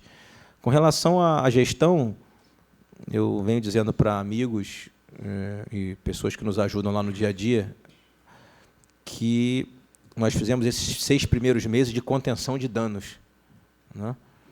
A situação era muito ruim, e a gente vem contendo os danos. E dentro dessa contenção de danos a gente sobreviveu, né? Especialmente no futebol profissional, que é o carro-chefe do clube e que, apesar de ser a maior despesa, traz as maiores receitas, né? Eu falo isso para todo mundo quando as pessoas vêm falar, mas o futebol gasta. O futebol gasta, mas traz o dinheiro, 90% do dinheiro, né? Então, a gente precisava muito se manter na primeira divisão. E eu dei uma entrevista aqui que foi usada maldosamente, falando que eu achava que um campeonato de 20 clubes com rebaixamento de 4 era muito ruim. E as pessoas começaram a dizer um monte de besteira, que eu estava programando virada de mesa, enfim, aquela covardia que fazem com o Fluminense há muitos anos, e o Fluminense não participou de nada disso. Acabou sendo sempre uma questão colateral que acabou atingindo o Fluminense. E eu dizia naquele momento, um campeonato que tem 20% de rebaixamento, com a diferença de dinheiro, vai cair um grande. Caiu. E não foi o Fluminense. E vou dizer mais a vocês. Você chegar, faltando 2 rodadas para acabar uma competição do tamanho e da dificuldade do Campeonato Brasileiro, com clubes como Fluminense, Botafogo, Cruzeiro, o próprio Vasco, que matematicamente ainda tinha chance, e o Atlético Mineiro, na luta contra o rebaixamento, é a prova do que eu estava falando, está certo. Você não pode, num campeonato de dimensões continentais, com a diferença de cotas que existe, com a diferença de dinheiro que tem, rebaixar 4 clubes. Invariavelmente vai cair um grande, como caiu o Internacional em 2016, como nos últimos 15 anos, posso estar equivocado, acho que o Vasco caiu 2 ou 3 vezes, o Botafogo 1 ou 2 vezes, e outros clubes, o Atlético, enfim. Eu não gosto de ver o Campeonato Brasileiro sem esses clubes. Eu não gosto. Sendo muito honesto, eu não vibro com isso. Assim. Se caísse um carioca, era muito ruim. Fosse o Fluminense, o Vasco ou o Botafogo, é ruim para o Rio de Janeiro, é ruim para quem trabalha com futebol, é ruim para os torcedores, é ruim para a rivalidade, é ruim. Então, a gente tem que rever o futebol brasileiro como um todo. E eu estou aproveitando a tua pergunta para falar isso. Você perguntou, e aí, foi bom? Foi bastante razoável a gente conseguir se manter, porque a gente ia ter uma perda de 80 milhões de reais de receita, se a gente cai. Né? Que é o que vai ter o Cruzeiro, certamente, os outros clubes que lá, mas que não têm essa receita. Porque os clubes que têm a receita muito menor e estão acostumados a viver com essa receita menor, eles vão e voltam, mas eles têm mais ou menos... Uma coisa que eu defendo que não tinha no campeonato desse ano, e aí que protege os clubes que caem, não sei se vocês sabem, mas os 4 últimos não recebem nada por terem participado do campeonato. Não sei se vocês sabem disso. É uma das coisas que eu estou discutindo para que clubes, por exemplo, que caíram como a Chapecoense, disputaram o campeonato e não vão receber R$1 agora. Como ela faz para se levantar? Né? Então, a gente tem que discutir o futebol brasileiro como macro, discutir como produto. O produto é de todos, o campeonato é de todos. Então, a gente acabou fazendo um final de 2020, conseguindo se classificar para uma competição sul-americana, que a gente joga 4 competições que vem, que nos traz receita. Diante de tudo, eu falei isso para os jogadores no vestiário. Vocês imaginem se é difícil mudar o comando técnico, ou seja, se mudar treinador já gera um efeito, às vezes, negativo, né? Porque você muda a filosofia de trabalho, enfim, tem que começar tudo do zero. Imagina quando você muda um presidente no meio de um ano. Então, você imagina como é que não foi esse ambiente aqui naqueles primeiros 6 meses. Quem vai ganhar? Será que vai ficar todo mundo? Será que esse cara que vai chegar aí é maluco, vai mandar todo mundo embora? Tanto é que a primeira reunião que eu fiz com os funcionários, vocês são testemunhas disso, eu reuni os funcionários todos no Salão Nobre do clube para dizer que eu ia olhar o trabalho de todo mundo por 6 meses e não ia sair demitindo ninguém. Você imagina o terror que não foi isso aqui, sabendo que muda um presidente no meio do campeonato, no meio de uma gestão. Então, assim, aí você chega, 3 para 4 meses de salário atrasado. Né? Jogadores com contrato encerrando e jogadores com contrato no meio da temporada recebendo propostas, como o caso do Luciano, por exemplo, enfim, o próprio Pedro, e que a gente precisou vender, senão o Fluminense não tinha sobrevivido. Né? Muitas pessoas me perguntam, como é que está pagando isso tudo aí? Grande parte com a venda do Pedro. Hoje, talvez a gente tivesse caído, porque futebol as pessoas só falam depois que acontece. Né? Eu recebi centenas de WhatsApps ao longo desses últimos dias pedindo para demitir o Marcão. E agora eu recebo das mesmas pessoas dizendo que foi a decisão mais acertada do mundo. Só que eu tomo a decisão antes de saber o resultado. E as pessoas só me mandam o WhatsApp depois que sabem o resultado. E por isso que eu mantive o treinador. Porque eu sabia que a gente precisava manter uma filosofia nossa de austeridade. E porque eu sabia que o trabalho estava sendo bem feito, porque eu estou olhando por dentro, não estou olhando por fora. E respeito quem olha por fora, tem a sua visão, enfim. Mas foi muito difícil sair dessa situação, podem ter certeza. Foi muito difícil. Jogadores todos com contrato curto, jogadores todos recebendo proposta, jogadores recebendo propostas milionárias para sair daqui, e a gente acabou sobrevivendo porque eu precisei tomar decisões duras, entre elas vender o meu centroavante. Né? Que contrassenso, né? Eu precisava fazer gol e, ao mesmo tempo, precisei vender o jogador que fazia gol para poder salvar o resto. Né? Porque você imagina, se a gente tivesse caído, eu não tivesse vendido ele, hoje eu tivesse com 7 meses de salário atrasado, estava todo mundo dizendo que caiu porque eu fiquei com 7 meses de salário atrasado. Então, são decisões que a gente toma em 24, 48 horas. E eu posso dizer a você que são 6 meses com um balanço bastante positivo dentro da realidade que a gente encontrou. O Fluminense tem que brigar no topo? Sempre. Porra, por isso que eu sou tricolor, porque eu me apaixonei por um clube que sempre brigou no topo. Mas a gente vai reconstruir desse jeito. E nós vamos continuar tendo algumas dificuldades. Imagine agora que eu estou indo ao mercado na semana que vem para tentar trazer jogadores e vou com a mala vazia. Assim, eu não tenho dinheiro para fazer aporte de compra. Né? Fiz essa do Nino, porque era muito importante. Talvez faça mais 2 ou 3 de jogadores que aqui estão. Mas a gente pegou uma terra muito arrasada, aí, uma situação muito complicada. E a gente fica feliz porque a gente chega em dezembro com a maioria dos nossos credores, a maioria das pessoas que têm problemas a resolver com o clube, acreditando que a gente está fazendo diferente. Então, está todo mundo sendo ainda mais... como é que eu vou te explicar? Não é benevolente, mas as pessoas estão entendendo a gente, sabe? Assim, estão aceitando parcelar em mais vezes. Porque como é que a gente faz? Por exemplo, eu tinha um vencimento de um acordo na semana passada, dia 5. Era um acordo que a gente pagou ele integralmente, mas a última parcela grande era dia 5. Só que eu não tinha dinheiro para pagar o acordo no dia 5. O que eu fiz? Liguei para o advogado e falei, cara, eu só vou poder te pagar mais na frente. Ele falou, pode ser dia 16? Que seria segunda-feira agora? Eu falei, Pode. O dinheiro entrou dia 8, eu paguei dia 8. Eu não estiquei ele até o dia 16, entende? Assim, as pessoas estão entendendo que eu não estou empurrando ninguém com a barriga. Os caras estão entendendo o seguinte, porra, o cara pediu prazo porque não tinha. Quando o dinheiro entrou, o cara foi lá e pagou. E aí ele me ligou e falou, poxa, não era dia 16? Eu falei, cara, entrou dia 8, é dia 8. Entendeu? Então não tem... É transparência. A gente dentro da medida do possível, né? A gente tem coisas como essas contratação, negociação, não dá para a gente falar antes. Depois de falar, todo mundo sabe. Mas dentro do possível, a gente está tentando ser o mais transparente possível para o nosso torcedor nos abraçar cada dia mais. Assim, a gente precisa de mais deles. Eles foram fantásticos no último jogo do Maracanã e a gente vai lançar um programa muito legal no que vem, com várias possibilidades para sócio-futebol, atendendo todas as classes sociais, todas as categorias. Eu tenho certeza que a gente vai chegar no final de 2020 aí com o dobro ou o triplo, com certeza, de sócios sólidos, pagando um ticket médio que ajude bastante, não tenho a menor dúvida. Boa tarde, presidente. Boa tarde, tudo bom? querido. Tudo bem. Queria que você comentasse um pouco agora sobre a contratação do Odair, né? O porquê que trouxe ele. Vai ser o segundo trabalho dele só como treinador. Ficou muito tempo no Internacional. Você bem disse aí que a bala está um pouco vazia. Como é que está o pensamento das contratações? Tem muitos jogadores aí em fim de contrato, negociações. O Odair fez algum tipo de exigência? Como é que está sendo esses primeiros dias e como vai ser esse início de 2020? Vamos lá. O Odair era um nome que a gente já tinha no radar, porque é um treinador da nova geração. Ninguém fica 1 ano e 10 meses num clube do tamanho do Internacional, também com dificuldade financeira de montar de time. Tem o resultado que ele teve. Significa que ele é um profissional de excelência. A gente esteve com ele terça-feira,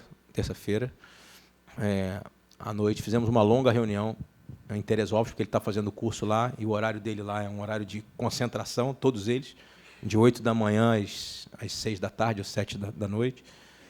Eu e o Paulo Angione estivemos lá, tivemos uma longa conversa, uma conversa que durou 3, 4 horas.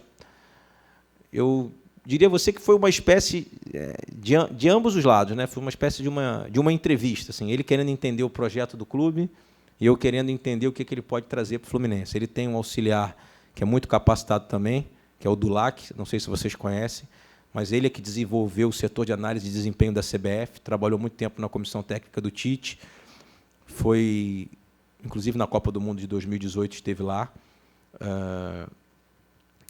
E, assim, além de tudo, quando você contrata um treinador, você acaba indo ao mercado também para perguntar se, além da capacidade profissional, como é a questão de gestão, de dia a dia, de ambiente, né? E a cada 10 pessoas que a gente pergunta sobre o Odair, as 10 falam muito bem dele como homem, como um cara de grande caráter e um profissional que trabalha incansavelmente para obter resultado. Não tem absolutamente ninguém que fale diferente. Vou abrir até uma particularidade para vocês. Recebi um WhatsApp hoje de manhã,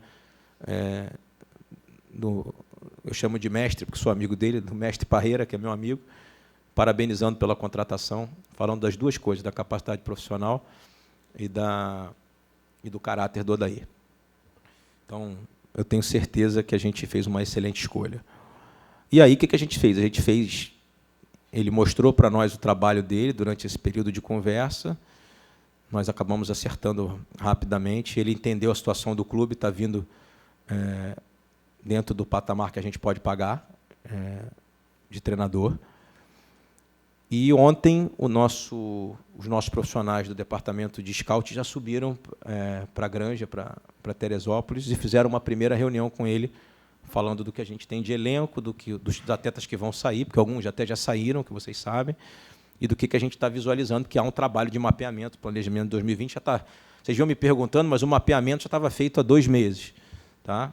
Esse mapeamento foi apresentado a ele ontem, e o Ricardo segue lá. Eles hoje, assim que o Odair tiver saído do curso, eles seguem hoje lá para a gente começar a definir nome de jogadores, enfim, alguns que a gente já queria, mas que era importante ter um treinador rápido, né? A gente, de repente, traz 3, 4 jogadores que não se adequam à filosofia de jogo que o treinador quer implementar, a gente teria alguma dificuldade. E ele está ciente, nós vamos ser muito criativos, pode ter certeza. E aí eu queria fazer aqui um enorme elogio ao trabalho do Paulo Angione, né? Nós chegamos no final de 2019 com 7 a 8 jogadores do time titular sendo pretendidos por grandes clubes. é porque o Paulo fez um grande trabalho achando jogadores numa situação financeira que o Fluminense tem, né? Foi o Paulo que trouxe o Alan, foi o Paulo que trouxe o Caio, né? Foi o Paulo que trouxe o Ganso, foi o Paulo que trouxe o Nino, foi o Paulo que trouxe o Yuri. Então, assim, é muito importante que a gente honre e dignifique as pessoas que por aqui passam e trabalham incansavelmente. E eu falo isso para todo mundo. Ser diretor executivo com dinheiro é uma situação. Ser diretor executivo sem dinheiro, sem o clube poder fazer aporte, é muita criatividade e muita credibilidade no mercado. Tá? Inúmeros jogadores vêm para cá ou vieram para cá porque sabem da história de um homem que tem 40 anos no futebol, que trabalhou no Palmeiras, no Corinthians, no Flamengo, seleção brasileira, foi campeão em vários lugares. E é um profissional que vem há muitos anos trabalhando em clubes que não têm uma situação financeira confortável e vem fazendo bons trabalhos, achando bons jogadores. E é nisso que a gente está confiando, no planejamento do scout e na experiência que o Paulo tem e na credibilidade que a gente resgatou. Se a gente mantiver 70%, 80% do nosso time titular, pode ter certeza que a gente vai fazer um excelente ano. Assim. Isso aí eu acredito bastante nisso. Se a gente mantiver essa filosofia, a gente vai trazer bons jogadores. E, repito, se tiverem boas oportunidades de jogadores que são um pouco mais caros, mas que a gente consiga fazer com criatividade, a gente também vai fazer. Daqui a uns 15 dias, a gente já vai ter mais ou menos uma visão do que a gente está construindo para 2020. Tá? Aqui, presidente. Oi, querido. Não, eu queria saber, então, com essa decisão que você falou agora há pouco, de que o Celso não volta, como é que fica, então, o departamento de futebol? A gente até teve essa pergunta aqui numa outra coletiva sobre a recriação da vice-presidência de futebol, se isso é algo que é pensado, e também sobre o projeto de revitalização das Laranjeiras, se tem alguma atualização, se esse projeto avançou de alguma forma aí nas últimas 3 semanas. Bom, vamos lá. Sobre o departamento de futebol, eu sempre vinha dizendo a vocês que essa questão estatutária do vice-presidente de futebol, o vice-presidente de futebol ele é um cargo político. E, infelizmente, no futebol brasileiro, as pessoas olham o vice-presidente de futebol como o executivo do futebol. Né? Eu fui vice-presidente de futebol e dizia para todo mundo, tem o diretor executivo, tem o coordenador técnico, tem o treinador e você é o representante da diretoria. E eu tenho até uma teoria sobre isso. Né?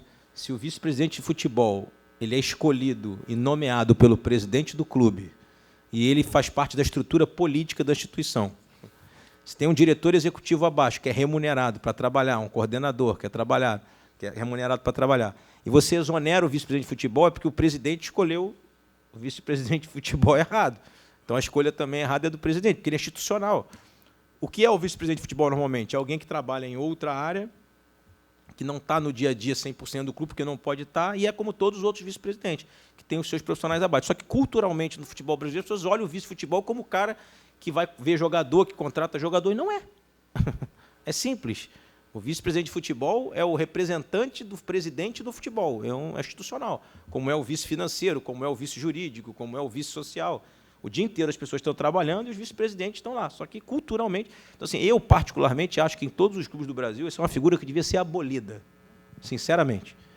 Porque tem uma exposição enorme, fica o dia inteiro numa frigideira, as pessoas achando que é ele que contrata, é ele que decide, é ele que escolhe os nomes, quando não é, ele apenas referenda e leva para o presidente, que tem a prerrogativa de dizer não. Então, assim, se você tem o presidente do clube que tem a prerrogativa de dizer não, e estatutariamente assina todos os contratos ou não, assim, né? Então, fazendo uma historinha para o torcedor entender. O scout acha o jogador, o diretor executivo aprova, o treinador também. O contrato sobe. Se chegar na minha sala e eu quiser dizer não, eu digo não. Se eu disser sim, é porque eu concordei. O vice-futebol é pior ainda, que ele está nesse meio. Ele diz o seguinte, tem um monte de gente lá embaixo dizendo sim. Presidente, o que você acha? A gente diz sim junto? Só que ele não assina. Né? Porque ele não tem nem poderes para assinar. Não sei se vocês sabem disso. Estatutariamente, o vice-presidente de futebol não tem poderes para assinar nem o contrato de trabalho do jogador. Não tem poder para assinar. Se assinar é nulo. Se você registrar um contrato de atleta profissional de futebol com a assinatura do vice-presidente de futebol, a CBF devolve. Porque ele não pode, porque pelo estatuto do clube ele não pode assinar. Então, assim, a minha visão é de que a vice-presidência de futebol de um clube de futebol só serve para atrair ônus. Não tem bônus nenhum. Eu sei porque fui 2 anos e atraí um ônus que não era meu. Mas, enfim. Até porque o presidente que estava na época dizia sim, assinava e depois dizia que ele não sabia. Mas aí é uma outra questão. Eu não, eu digo que eu sei tudo, porque eu sei tudo que eu assino. Então a situação era essa. Então, assim, o que eu penso hoje? Eu penso que o futebol profissional deve ser tocado no dia a dia pelos profissionais de futebol. Aqui tem diretor executivo, coordenador, gerente, tem tudo aqui dentro dessa porta para lá, que são os profissionais. Tem o treinador e tem o presidente do clube que referenda as decisões ou não e vem aqui e comunica para vocês, né? Tudo isso aqui que eu falei para vocês, que está caminhando, é o diretor executivo que está caminhando nas conversas. Eu participo de algumas, obviamente, porque eu sou o presidente do clube. Quando eu estou, eu participo. Quando eu não estou, eu não participo. E assim é que funciona.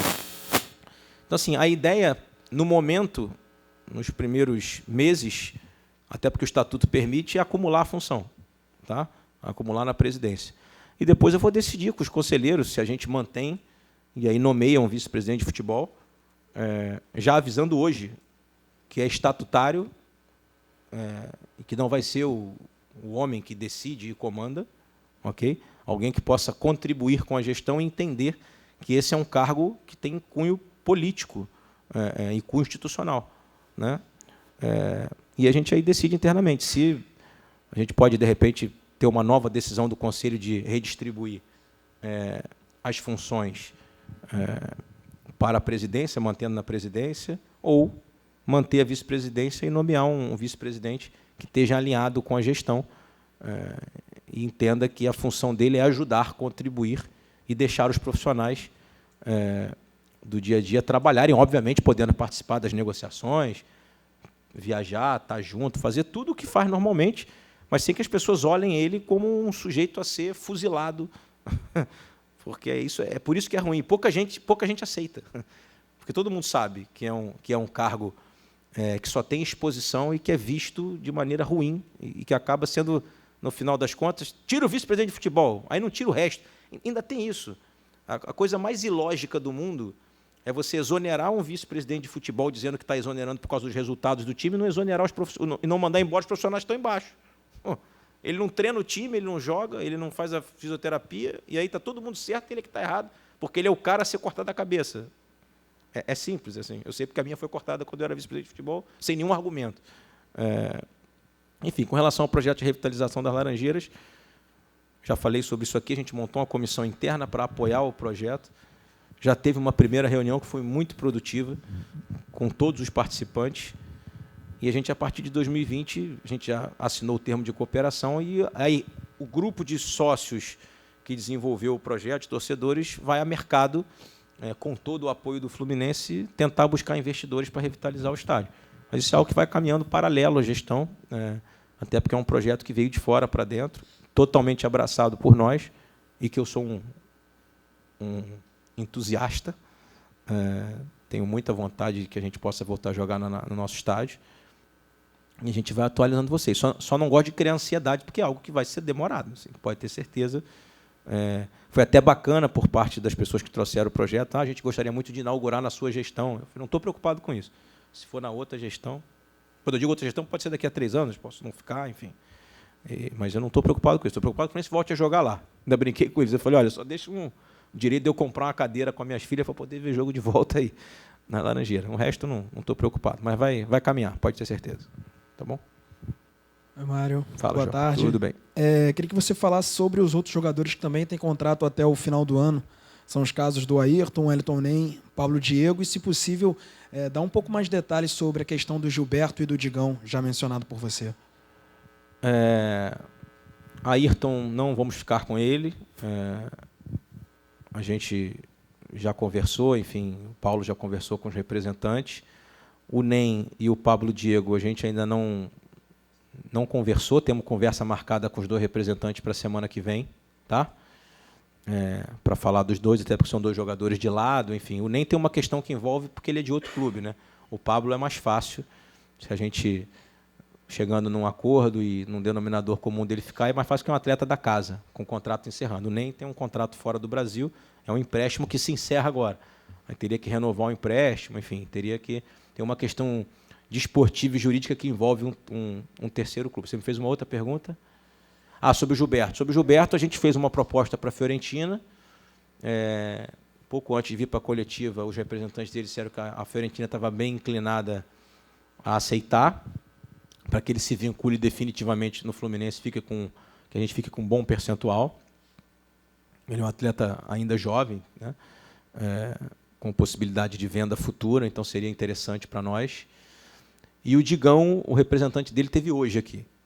Especificamente hoje, teve aqui de manhã. Ele tem um vínculo com o Cruzeiro, e aí passa pela mesma questão do NEM. Né? Ele tem um vínculo com o Cruzeiro, salvo engano, até julho de 20. E aí teria que se desfazer do vínculo lá, ou o Cruzeiro reemprestá-lo, enfim. Mas são negociações que podem caminhar mais para o início da semana. Eu acho que até amanhã a gente não vai ter nenhum posicionamento. O Evandro foi liberado, Brenner também. Vai me ajudando aí. Guilherme também foi liberado, não fica. Agenor, liberado, não fica. Acho que sim, acho que é isso, né? Acho que são esses. Boa tarde, Mário. Boa tarde. Em relação ao Daniel, eu queria saber por que não foi possível chegar a um acordo com esse jogador, que é um jogador que tinha um custo-benefício bom para o clube, fez uma boa temporada, que houve negociação que não foi possível acertar. E em relação ao Marcão, você mesmo disse que a avaliação foi de que o trabalho que vinha sendo realizado era bom. Por que se chegou à conclusão de que não seria possível continuar na próxima temporada? E também em relação ao Odair, ele rompe um pouquinho com o que o Fluminense vinha construindo em termos de modelo de jogo durante toda essa temporada. O Odair tem características um pouco mais diferentes, pelo menos como o Inter jogava, um futebol um pouco mais reativo, de muita marcação, de muita velocidade, uma transição forte, mas um futebol mais reativo. Vamos lá, com relação ao Daniel, a resposta foi dada pelo empresário dele ontem, numa entrevista que deu a 2 veículos. Palavras do empresário dele, que é quase meu homônimo, que, aliás, já fui confundido várias vezes. Ele é o Márcio Bittencourt, eu sou o Mário Bittencourt. E não somos parentes nem de perto nem de longe. O empresário dele textualmente disse: a proposta do Fluminense foi irrecusável, mas ele optou pelo Bahia. Uma pergunta que deve ser feita para ele, né? O que eu posso dizer para vocês é que a gente fez uma proposta para ele ainda quando chegou aqui, ele não respondeu positivamente naquele momento, seguiu jogando. Eu marquei uma reunião com ele dizendo: olha, assim que acabar a temporada a gente quer conversar. A reunião foi aqui no início da semana. A gente jogou domingo com o Corinthians, né? Então, a reunião com ele aqui foi terça de manhã. O empresário dele disse textualmente para mim na reunião: nós temos uma proposta de um outro clube brasileiro, isso de manhã, que eu não gostaria de dizer o nome, mas a proposta é essa aqui. São 2 anos de contrato, primeiro ano X, segundo ano Y, luvas de tanto, dividido pelo tempo do contrato, mais um valor que ele recebe por jogo que ele jogar. Eu sentei, peguei a máquina de calcular, olhei o tamanho da nossa folha ali, o que é que eu quero gastar, o que é que eu não quero, fiz uma contraproposta para ele, com 1 ano a mais de contrato. Então, acho que e se você pegar o valor de salário que eu botei dividido por 3 anos, é o mesmo que ele ia ganhar lá, mas com 1 ano a mais de contrato. Então, só se eu já dei 1 ano a mais de contrato para ele com salário semelhante, você pode dizer que ele ia ganhar muito mais aqui em 3 anos do que 2 em lá, com a garantia de ter mais 1 ano de contrato. Empatei todo o resto. Ele é torcedor tricolor desde garoto, ele ficou aqui 16 anos, gostou muito da proposta. Eu perguntei a eles se queriam fazer uma contraproposta ainda em cima da minha, eles disseram que não, que estavam extremamente satisfeitos. A frase foi, inclusive: estamos extremamente felizes e honrados de você ter reconhecido o meu trabalho, enfim. E ficou de dar uma resposta no dia seguinte de manhã. No dia seguinte de manhã, o empresário me ligou e falou: olha, ele está indo para o Bahia. Aí eu falei: tudo bem, vou fazer o quê? Eu falei: é financeiro? Ou seja, você usou a minha proposta lá e o Bahia aumentou? Até um direito dele, né, de usar. Aí ele falou: não, de jeito nenhum. Ele vai pelaquela proposta que eu te falei. Vai ter 2 anos de contrato com aquele, só não mudou nada. Só que a família optou assim, por mudar de ares, enfim. Isso é uma decisão de... Tanto é que eu respondi isso ontem quando o jornalista me ligou e me perguntou. Eu falei: olha, é uma decisão de foro íntimo. Talvez ele queira sair do Rio, aí pode entrar uma série de coisas, sei lá, violência, ou quer morar na Bahia, ou, sei lá, tem sonho de trabalhar com o treinador de lá. Pode ser uma série de situações. Porque a proposta nossa foi melhor, quem disse foi o empresário dele. Outras coisas que podem ter acontecido estão fora da minha alçada. Eu fico triste, chateado, porque é um garoto que eu gosto muito, não só do futebol, como também da pessoa. É uma grande pessoa, um cara legal pra caramba. Mas fez essa opção. E aí mais uma questão da contenção de danos, né? Era para ter sido renovado lá atrás, mas, segundo ele mesmo disse, o clube lá atrás não tinha interesse. Mas também não estou jogando pedra, são decisões que se tomam de momento, né? Senão, daqui a um ano, vai ter jogadores que eu optei por não renovar, ou por alguma situação, e acontece no futebol. Mas acho que ele deve dizer muito mais. A única coisa que eu falei com o empresário dele, que eu pedi ao empresário dele, é assim, uma frase que ele escreveu na rede social, foi uma frase assim, eu nunca imaginei que eu pudesse sair daqui. Assim, mas aí uma decisão que foi deles. Não, entende? Assim, só essa frase é que eu entendo que está desencaixada do contexto. Jamais imaginei que esse dia fosse chegar. Assim, eu discordo. Eu acho que esse dia ia chegar, até porque se ele ficasse aqui e continuasse jogando o grande futebol que ele está jogando, ele ia ser vendido para a Europa, por exemplo. Então, esse dia ia chegar. E eu torço para que esse dia chegue para o jogador. Que o jogador vai ter sua independência financeira, vai fazer a vida da sua família, porque a carreira dos caras é muito curta. Mas, tirando isso, assim, minha relação com ele continua ótima e a gente fez o que pôde. É o que a gente está fazendo em todos. Estou fazendo proposta para todos. Aí tem o outro lado da história. A única coisa que eu não posso é elevar os meus custos ao nível que eu não vou conseguir pagar e vou atrasar salário, enfim, isso aí eu não posso fazer. Mas o resto é isso. Com relação ao Odair, eu falei para você que a gente conversou de 3 a 4 horas com ele. Uma das coisas que a gente disse a ele é que a gente se acostumou a jogar. Sua pergunta foi muito, muito legal. Assim, que a gente se acostumou a jogar num sistema ao longo de uma temporada inteira, com controle do jogo, com posse de bola. E ele me devolveu com números que, em que pese o sistema dele ser um sistema diferente, é um sistema onde ele também, não sei se vocês sabem disso, depois procurem saber, o Inter foi o 3º ou 4º time com mais posse de bola no campeonato também. Extremamente agressivo dentro da área, enfim, com muitas finalizações. Então, assim, às vezes a gente vê 2, 3 jogos de um time e não vê a temporada inteira, não tem os números. E ele também me argumentou que ele sabe trabalhar em várias formas e que ele trabalha de acordo com o elenco que ele tem. Lá ele tinha um elenco que ele precisava trabalhar daquele jeito. E aqui ele vai ter um elenco que talvez ele trabalhe de uma forma um pouco diferente, em que pese também, certamente eu tenho certeza que ele vai querer que a gente busque jogadores, por exemplo, no caso, pelos lados do campo, com um pouco mais de velocidade, que é uma coisa que eu também particularmente acho importante para o futebol moderno. Enfim, a gente vai discutindo aí ao longo do tempo, mas eu acho que a tua pergunta ela é muito boa, mas ela, em termos técnicos, ela colocaria um baita ponto de interrogação se a gente tivesse em agosto, que é mudar no meio. Como a gente vai ter uma pré-temporada, vai ter tempo de trabalhar um ano inteiro com uma filosofia, aí fica muito mais fácil de assimilar, que é o que eu sempre disse do campeonato, porque eu não trocava de treinador. Por falar nisso, para terminar, sobre o Marcão. O Marcão é um grande cara, um grande profissional, gostaria muito de registrar isso. Fiquei muito chateado com algumas coisas que foram faladas sobre ele, especialmente na opinião pública, aí, torcedores, enfim, querendo desqualificar um cara que vem se preparando há bastante tempo. Só que talvez pelo Marcão ter um estilo de fazer o trabalho dele muito mais calado, de ficar jogando para a galera, trabalha para dentro, e ele é um cara simples na maneira de se portar, está sempre com o uniforme do clube, né? Então, assim, que é o jeito dele, e a gente tem que deixar de ser do jeito que ele é, porque foi assim que ele venceu na vida. As pessoas começaram a criar uma rejeição ao trabalho dele, único e simplesmente porque talvez ele não fique falando bravatas e venha aqui, dê a coletiva, fale, trabalhe para caramba e apresente o resultado. Por que ele não vai seguir? Porque era um combinado que a gente tinha no primeiro dia que ele assumiu. Um combinado meu e dele, da instituição e dele. Qual? Eu perguntei se ele queria assumir o time, se ele tinha o projeto, neste momento na vida dele, de ser um treinador de futebol profissional, com possibilidades de, por exemplo, tendo um excelente resultado, migrar para um outro clube para ganhar muito mais. Ele falou: presidente, eu quero ajudar no projeto de reconstrução do Fluminense, eu vim aqui para ser auxiliar técnico fixo do Fluminense. Então, aconteça o que acontecer, eu gostaria de seguir fazendo o trabalho pelo Fluminense, independente de salário. Então, eu fiz um acerto com ele, um combinado com ele. E, obviamente, que eu não sou louco, que na última semana eu tive uma nova conversa com ele. A posição continua?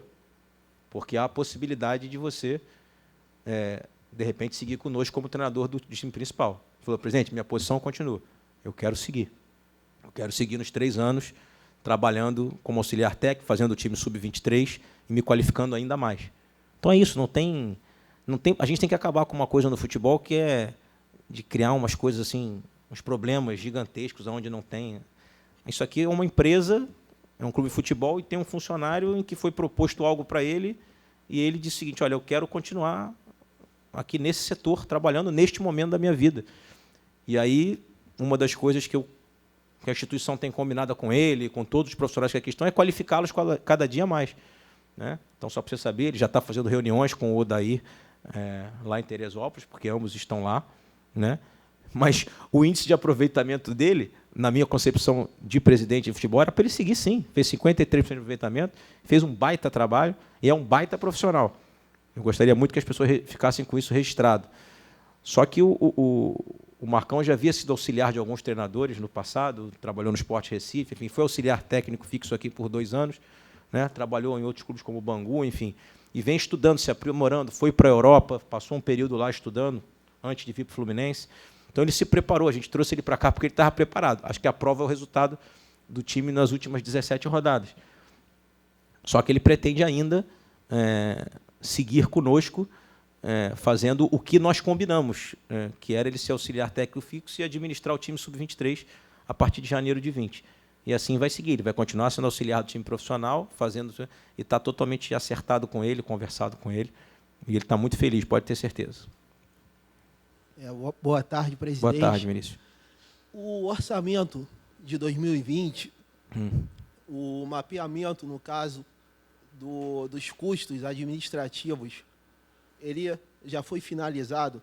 Caso já tenha sido finalizado, o resultado dele vai ser considerado no próximo orçamento e há também algum valor já definido para o futebol em 2020? Então, Vinícius, essa pergunta é muito boa pelo seguinte. A gente tem que apresentar esse orçamento em dezembro, né? E é um projeto, projeto da minha gestão, do meu plano de governo. Ocorre que esse plano de governo foi criado por um projeto de 3 anos. A gente não imaginava que a gente fosse assumir o clube no meio de uma gestão. Na verdade, a gente, por estar não vou dizer nem a 6, né? Porque aquele primeiro mês você chega ali e vai tomando pancada de tudo que é lado. Nós estamos há 5 meses tentando destrinchar esses números aí. Tá? Assim, a nossa ideia... Janeiro, né? Sabe a data já? Por volta do dia 25 de janeiro, a gente vai apresentar o orçamento e aprovar ele. Tá? Eu diria para você, especialmente com relação ao futebol, a gente vai manter uma folha bem semelhante do que a gente tem hoje. Tá? Mas fazendo uma previsão, até por questões que patrocinadores que possam chegar, enfim, jogadores que a gente possa vender ainda, a gente fazer uma projeção de fazer aí um reajuste entre 20% a 25% para disputar as competições do ano com possibilidade de vencer. Né? Porque eu acho que a Copa Sul-Americana, a Copa do Brasil, que são competições com menos jogos e de mata-mata, se a gente der uma reforçada no time de alguma forma, a gente consegue disputar ela com grande chance de vencer, e isso é uma obstinação minha. Eu acho que o Fluminense tem que buscar essas 2 competições o tempo inteiro. O Campeonato Brasileiro também, o Estadual também, mas essas competições nos levam a Libertadores, essas competições nos trazem grandes receitas em caso de vitória, essas 2 competições, e com a diferença de valores que a gente tem hoje no futebol brasileiro, disputar o topo da tabela do campeonato de ponto corrido, os números vêm dizendo isso, é muito difícil. Então, a nossa ideia é voltar à Libertadores, a gente tem esse foco, isso foi conversado com o Odair, inclusive, foi uma das coisas que a gente colocou como meta nossa, ganhar a competição sul-americana, ganhar a Sul-Americana e voltar à Libertadores, seja pela Sul-Americana, pela Copa do Brasil ou pelo Campeonato Brasileiro.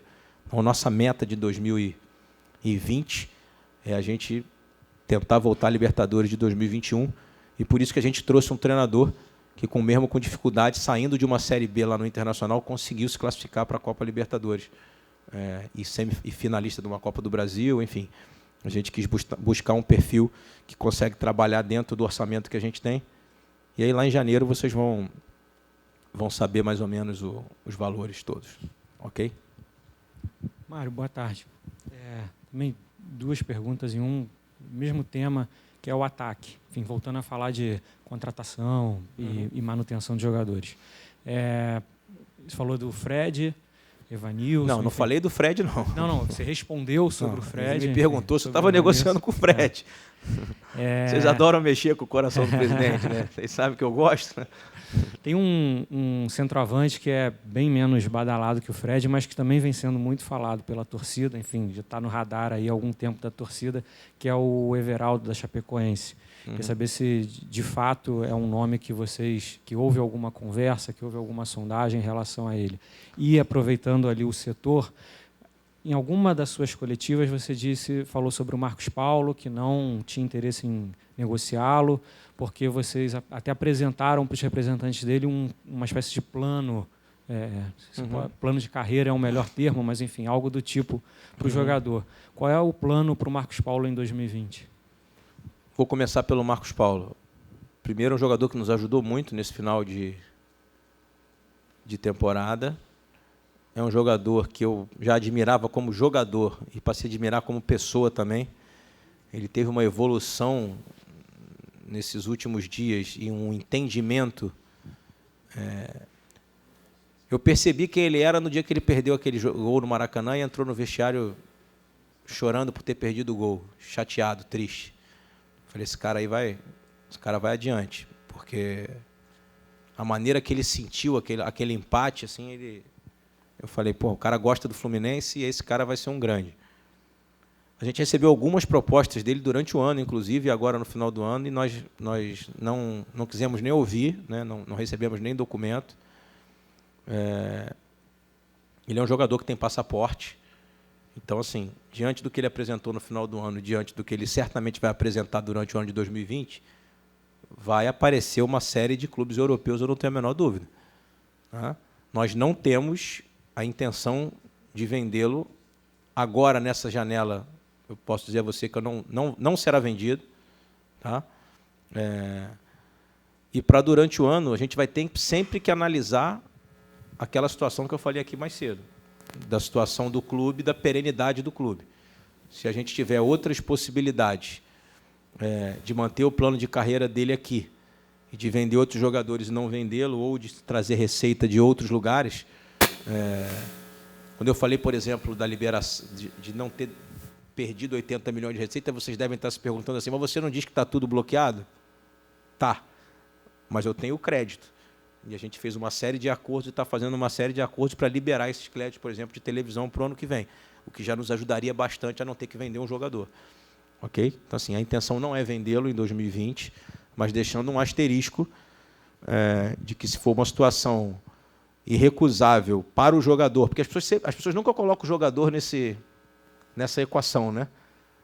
Mas se coloca no lugar de um jovem que recebe uma proposta para ganhar 250 mil euros por mês ou 200 mil euros por mês livres, e que tem uma família inteira e que normalmente veio de uma comunidade carente, se coloca no lugar dele. Né? Se coloca no lugar também de quem está aqui, de repente, impedir o crescimento e a ida de um profissional, e mais ainda, né? De repente, um ano e meio depois, esse profissional está valendo 20% menos do que a proposta. Outro dia eu ouvi de um empresário uma frase curiosa, que eu estou há anos no futebol, nunca tinha ouvido. Ele falou, quando você recusa uma proposta excelente para a venda do jogador, você está comprando esse jogador pelo mesmo preço, porque o dinheiro não entrou e você está mantendo ele lá. E se um dia ele não vingar, você gastou esse dinheiro. Né? Enfim, mas é o nosso atacante titular, quer dizer, quem vai ser titular é o treinador, mas terminou como o nosso atacante titular e agora, nesse final de ano, nessa primeira janela, a chance é 0. Ao longo do ano vai depender também da performance dele e de outras situações. Com relação ao atacante da Chapecoense, o Everaldo, eu particularmente gosto muito, o Paulo gosta muito, está no monitoramento do scout. Só para você saber, ele estava no monitoramento antes de eu ser presidente, e aí o Fluminense não fez uma proposta na época e ele acabou indo para a Chapecoense, ele já estava antes, tá? Só para ficar bem claro. E foi feito, sim, um primeiro contato com os representantes do jogador para entender o que o jogador quer para a temporada de 2020. Tá? É um jogador bastante interessante. Eu, particularmente, gosto muito. E, pelo que entendi, o treinador também gosta, mas a gente tem que primeiro entender o que querem do lado de lá. Tem mais alguma coisa que eu não te respondi? Não, é isso, gente. Muito obrigado. Boa tarde a todos. Boa tarde a todos. Obrigado.